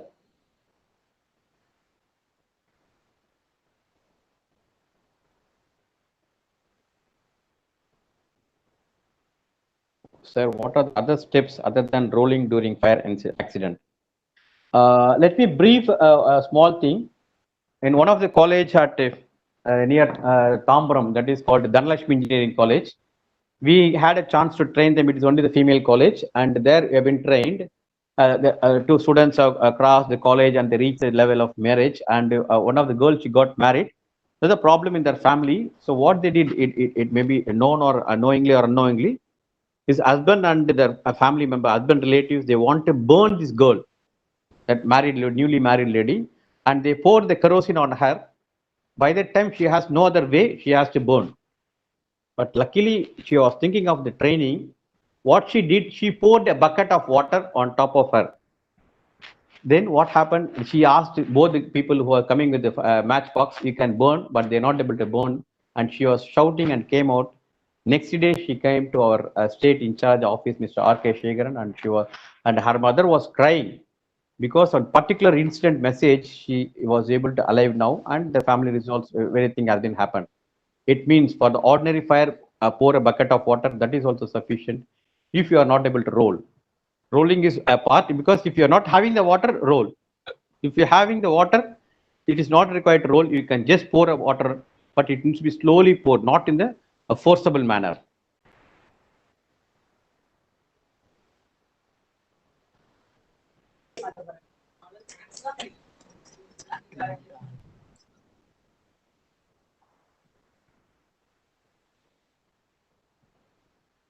And even the Tamil film, Kadai Kuti Chingam, that film has come after that. Somehow that message could have reached even for the cinema people, even he was doing in what situation. He is about to burn, then he poured a bucket of water and he asked to burn. They are not able to do anything burning. So it can be a film, but still that has been a live example which happened, then it has started coming in the film.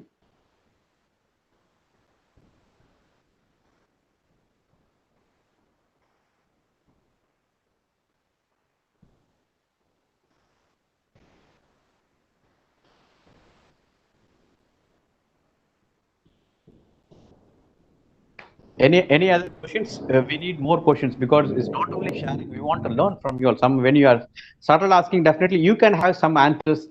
Whatever I suggest, it may not be acceptable for your mind. If you're not accepting, not a problem. You can interact. It can be clarified. Even yours, your answer also may be a right.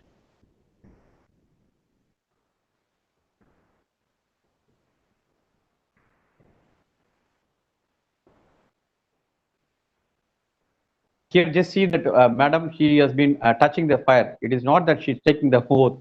If she's touched the fire, she is able to do that. It means there is a moisture in our body. So all the bodies have been covered with the moisture. That is, sweating is coming in our body. No, so when you have the moisture, you can touch the fire. When that moisture is going away from your body, you will not keep near the fire. You will be feeling the sensation of fire. You will be taking out. So ordinary fire, this is the touching will not happen. So if you want to spend more time into the fire, better dip into the water. If you touch the fire, you can spend some more time. The next method, if you want to spend more than a minute into the fire, dip a thick wet cloth and hold that wet cloth, cover your hands with a wet cloth, and you can hold the fire, so nothing can happen. Let us assume that she is using that stick. That stick is slightly high side, and he is hitting the fire. Even if you hit the fire with thick wet cloth, nothing can happen. In other manner, let us assume here, opposite to this guy, somebody, it may be an old person or any of the small kids sleeping into any of the hut. In that hut situations, if you enter with the fire, you are not a hero as like a Rajinikanth or Kamal. That fire falls on you, you can just take away because of it can't go, it cannot go out. In that situation, pour a bucket of water. If you find a water in the scarcity, use the thick wet cloth, cover your head, then you can cross into the room. If you're not having if small cloth is fine. If you have the bed sheet, cover, but you should have the position to run. and in such a way you can cover yourself and enter into the fire room, bring down the people who have been stuck into the fire. Then you can you can try to rescue them. If we want to do the rescue, first please ensure your safety is very essential. Then think of the others. And whatever we do, it is not that to show our heroism.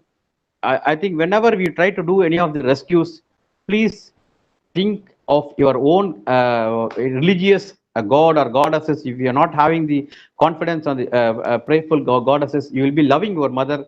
Think of your mother, then you can do any type of services.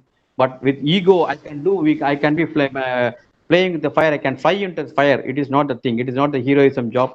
It is a life-saving type of services. It is a session that we have been conducting for the University of Madras. There around 900 students have taken part in the main campus of university near a beach. Almost it is also next before day of Diwali, 2 years back.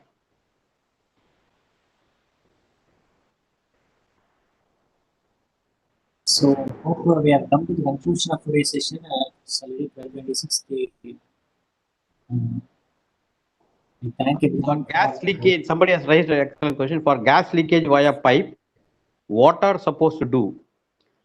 First, we have to switch off the cylinder regulator, and even there is a leakage in the gas through the pipe. What is to be done? How we can identify the gas leakage? Please ensure there is no fire. It is completely switched off. If you are switching on the any of the, do not switch on or switch off the electrical equipments. Then how to identify the gas leakage? You can use the soap water and cover those pipes. By the time if gas is leaking out, the bubbles can come out. That is the easiest way to identify if there's a gas leakage.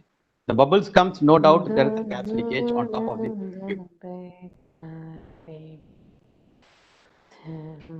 Uday, you are talking something. Please proceed, Uday.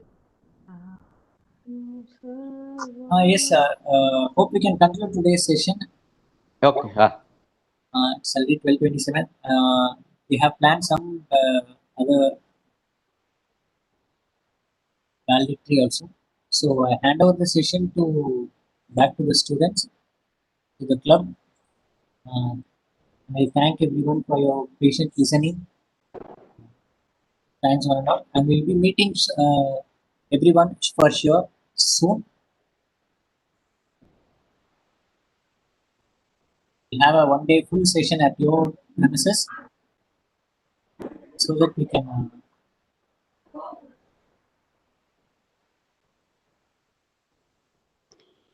Yeah, really, students, really, we should appreciate your patience. We're not seeing each other, but your dedication shows that right from 8:50 till around you are nearing 12:30, more than 250 plus you are there. The line means it is the dedication or involvement on the subject. Let us all pray. We don't want to see any calamities or any incident at anywhere. If something happens, we can do something or possible no knowledge on this, any of the calamities or any of the dangerous situations, and we can save our belongings, our nature, our in and around people, or relatives, or friends, and let us do the best for the society. Thank you. Thanks one and all. Thank you very much.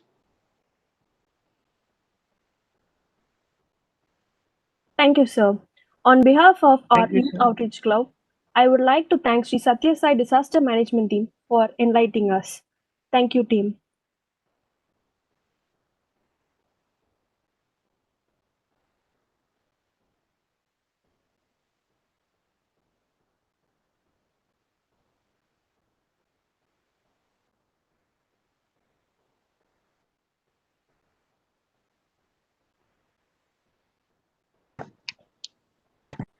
Now I gladly welcome Dr. Prakasan Sir, Principal of PhD College of Technology, and Dr. T.O. Singarvelan Sir, alumni of PhD College of Technology, presently the correspondent of branded Vidya Vikas Educational Institutes of Tamil Nadu, with the 14 sister institutes and the pioneer in sending more than 1.5 lakh students for higher education and top-seeded career in India and abroad. He had done his UG of BSc Applied Science in the year 1973 to 76 in PG course MSc in Applied Chemistry in the year 1976 to 78 at PSG. Now I require to present a video presentation by our students.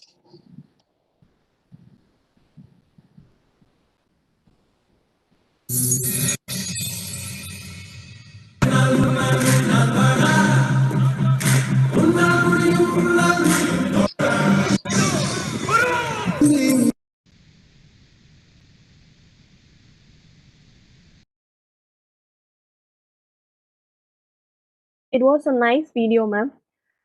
Now I request our honorable chief guest, Dr. T.O. Singaravel, sir, to share valuable words to us.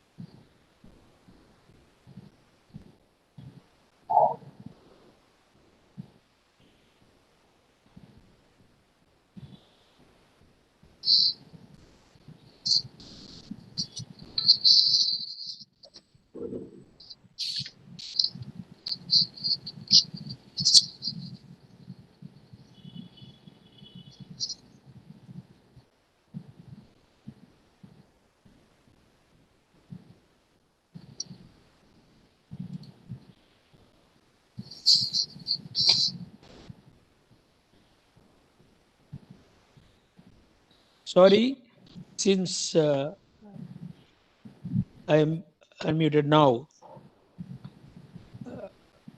Distinguished Chairperson, the Principal of PH College of Technology, Dr. Prakasam Sir, the Disaster Management Team of Sri Sati Sai Seva Organization, the teaching and non-teaching faculty members, and Youth Outreach Club members of the PH Tech. Very good afternoon to all of you. This is a blessing in disguise to participate in the Festival Safety and First Aid Tips webinar being organized by the YOC of PH Tech in collaboration with the Disaster Management Wing of Sri Sati Sai Seva Organization. Yesterday, when I was just having a chat with Radhika ma'am regarding some other matters, all of a sudden she was telling, sir, it's a miracle. The chance has come. If there is any possibility, you may participate in tomorrow's webinar meeting. Normally, in spite of my heavy schedule, it was really a unique opportunity for me because in one way, I am the alumni of PH College of Technology, and another way, I am the district president of Sri Sati Sai Seva Organization. Even to be the Sayu devotee, the seed was first implanted only in the PH Tech. When I was doing my UG course in 1976, 73 to 76, I was a second year boy of BS Applied Science. That time my professor, O.P. Vidyagar, he was telling so many things regarding the Sati Sai Baba and his miracles. And as students, we used to ask so many questions, even sometimes to irritate him. But in spite of all those things, with all the patience, he was able to answer.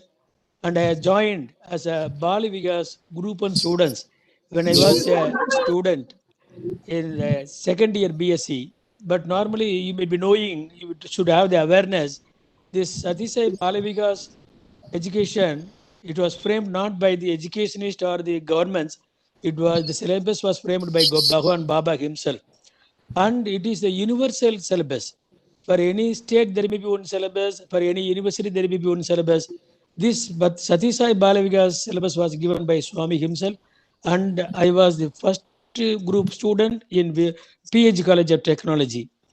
And not only that, my friend, philosopher, guide is always Professor G.R. Damodaran sir.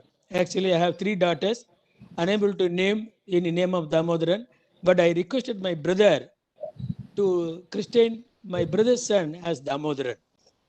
You may be knowing to what extent I am indebted to PhD technology.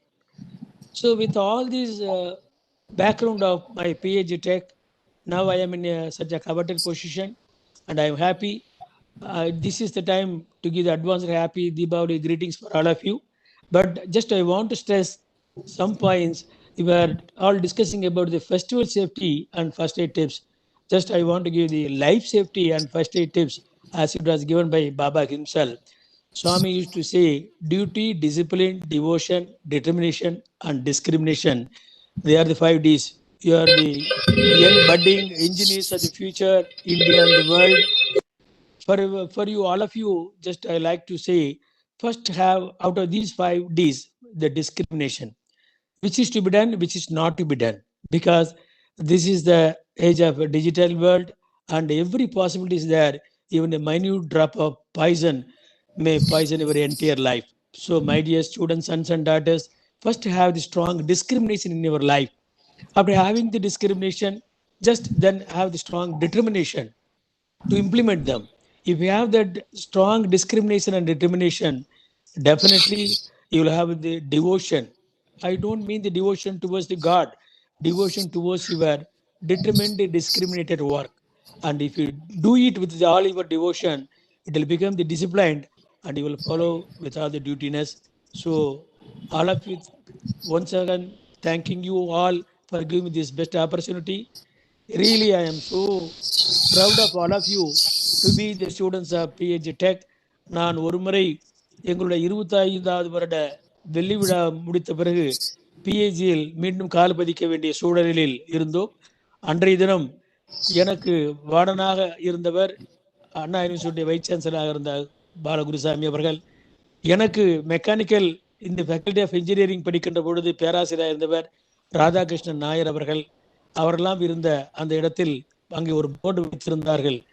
எந்த மண்ணில் நீங்கள் விளையாடி மகிழ்ந்தீர்களோ, உருண்டு புரண்டீர்களோ, எந்த சப்பாத்தி குருமாவை சுவைத்து சாப்பிட்டீர்களோ, அந்த மண் மீண்டும் உங்களை வரவேற்கிறது என்று அந்த ஹாஸ்டலில் நுழைந்த போது கண்களில் கண்ணீர் விட்டோம். அப்படிப்பட்ட அந்த இடத்தில் நீங்கள் எல்லாம் படிக்க கொடுத்து வைத்திருக்க வேண்டும். To give the world the proud name of PhD, it is something different. அப்படிப்பட்ட அந்த பிஹெச்டியில் நான் மட்டும் 5 வருடம் படிக்கவில்லை, அதே ஆதங்கத்தோடு என்னுடைய மகளையும் கூட 5 வருடம் பிஹெச்டி ஐஎம்எஸ்எல் அங்கேயே படிக்க வைத்தேன். இன்னும் அந்த ஒரு தாக்கம், வேகம், பிஹெச்டி என்றால் அனைத்தையும் மறந்துவிடக்கூடிய அளவுக்கு என்னுள் ஒரு ஈர்ப்பு இருக்கின்றது. நீங்கள் எல்லாம் கொடுத்து வைத்தவர்கள். அந்த பிஹெச்டிக்கு என்று ஒரு பெருமை இருக்கின்றது. உங்களுடைய தனிப்பட்ட வாழ்க்கையில் பல்வேறு சிதறல் இருக்கலாம், பிஹெச்டியின் பெருமையை காப்பாற்றுங்கள். நான் ஹோம் கார்டிலும் ஸ்கவுட்டிலும் இருந்தபோது சொன்னார்கள், உங்களுக்கு தனிப்பட்ட 1000 வீக்னஸ் இருக்கலாம், தயவுசெய்து காக்கி சட்டைக்கு உண்டான மதிப்பை கெடுத்து விடாதீர்கள் என்று. அதே போல நீங்கள் எந்த ஒரு நிறுவனத்தை சார்ந்திருக்கிறீர்களோ அதிலேயே படித்து நான் எவ்வளவு மிகப்பெரிய இடத்தில் இருக்கின்றேன். நான் எம்பிஏ ஆக வேண்டும் என்று ஆசைப்பட்டு ஜிஆர்டியிடம் சென்றபோது ப்ரொஃபஸர் ஐயா சொன்னார்கள், பிஎஸ்சி அப்ளை செய்து கொண்டு வந்ததே நீங்கள் எல்லாம் மிகப்பெரிய ஆளாக வேண்டும், மிகப்பெரிய தொழிற்சாலை ஆரம்பிக்க வேண்டும், மிகப்பெரிய நிறுவனங்களை ஆதரிக்க வேண்டும் என்று ஆசைப்படுகிறேன். அதனால் உனக்கு எம்எஸ்சி தெரிகிறது என்று சொன்னார். அதே போல தந்தார். அவருடைய பெருமையை காப்பாற்றக்கூடிய வகையில் நான் இன்றைய தினம் மிகப்பெரிய ஒரு நிறுவனத்துக்கு இருந்து என்னால் ஆனதை செய்து கொண்டிருக்கின்றேன். நீங்கள் ஒவ்வொருவரும் உலகத்தின் எந்த மூலையில் இருந்தாலும் பிஹெச்டியின் பெருமையை சொல்லக்கூடிய வகையில் உங்களுடைய செயல்கள் அமைய வேண்டும் என்று இந்த இனிய நேரத்தில் தீபாவளி நல்வாழ்த்துக்களை கூறி முடிக்கின்றேன். நன்றி, வணக்கம். Thank you all.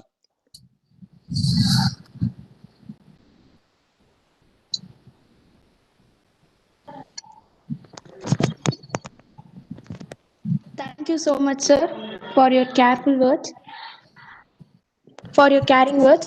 Now I request respected Principal Dr. K. Prakasan sir to convey the message to the audience.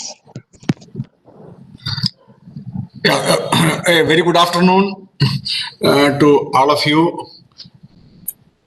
Chief guest, Dr. T.O. Singaravel, a very proud alumnus of PhD Tech.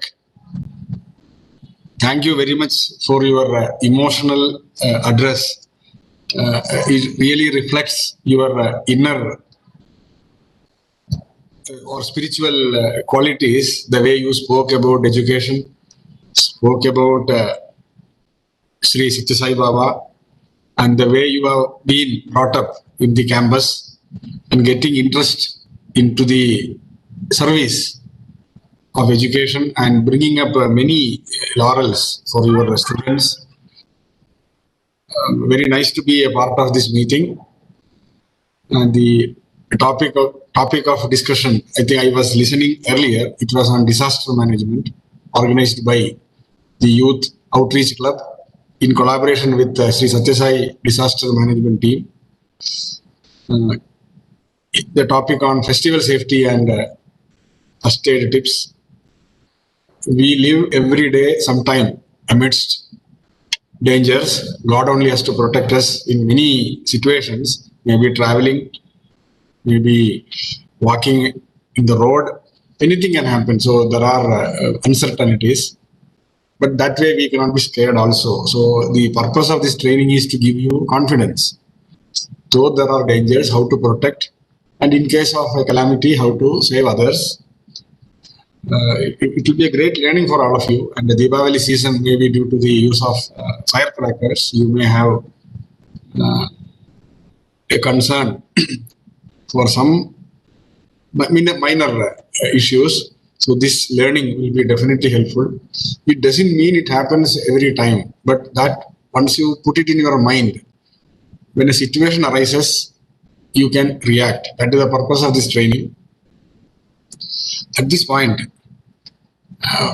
one great skill which every human being can acquire is in swimming. It is very important. We used to hear news in newspaper or some TV or somewhere, the danger from water, how to save a life when there is a flood-like situation or an accident.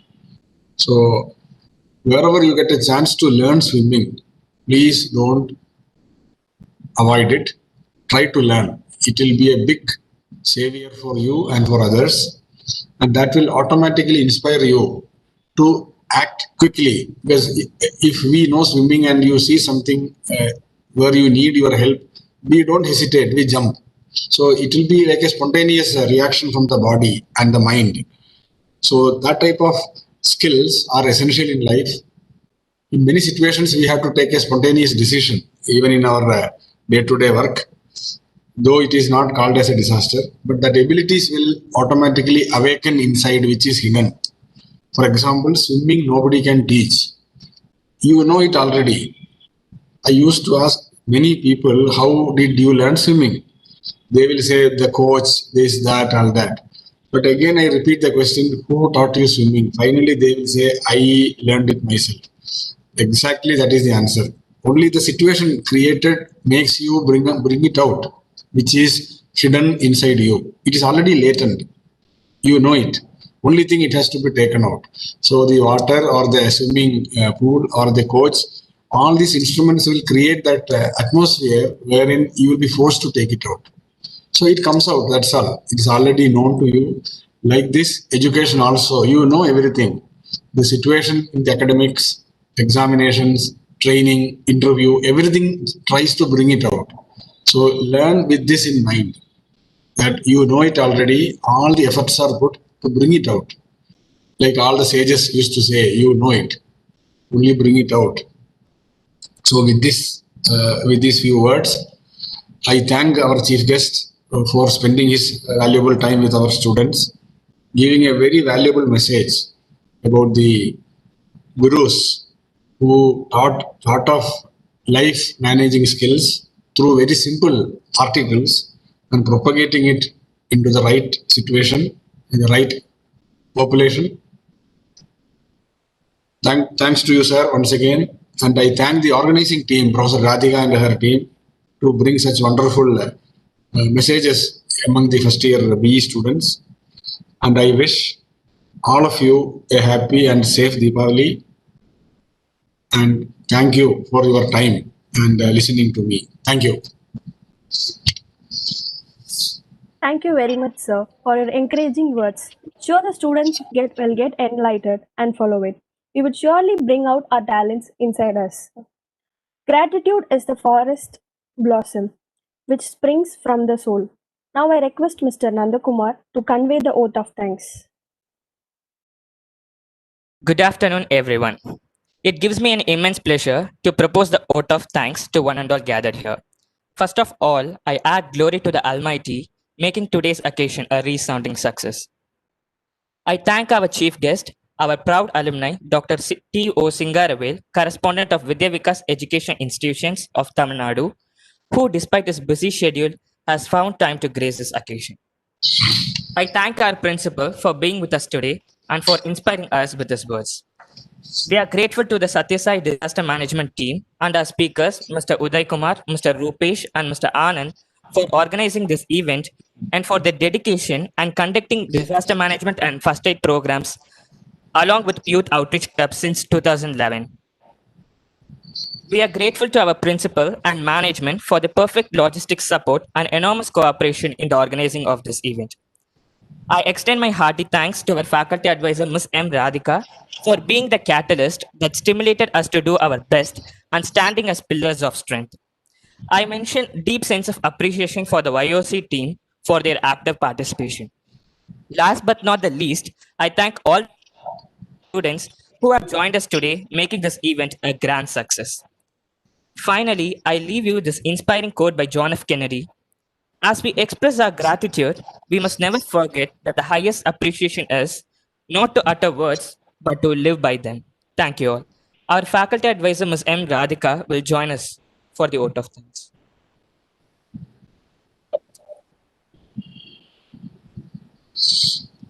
I place on record of my gratitude to all the participants for your patience, listening, and support. I extend my warm thanks to the volunteer, office bearer, Youth Outreach Club for the support who has meticulously arranged for the program that has led to youth success. My heartfelt thanks to principal management, Sri Satyasai management team, and the chief guest for accepting our invitation, Dr. Singaruvelu sir, for offering us, and for the management for offering us for the opportunity to make the awareness program in such well crafted manner. Thank you all. Happy Diwali. Thank you. Thank you, everyone.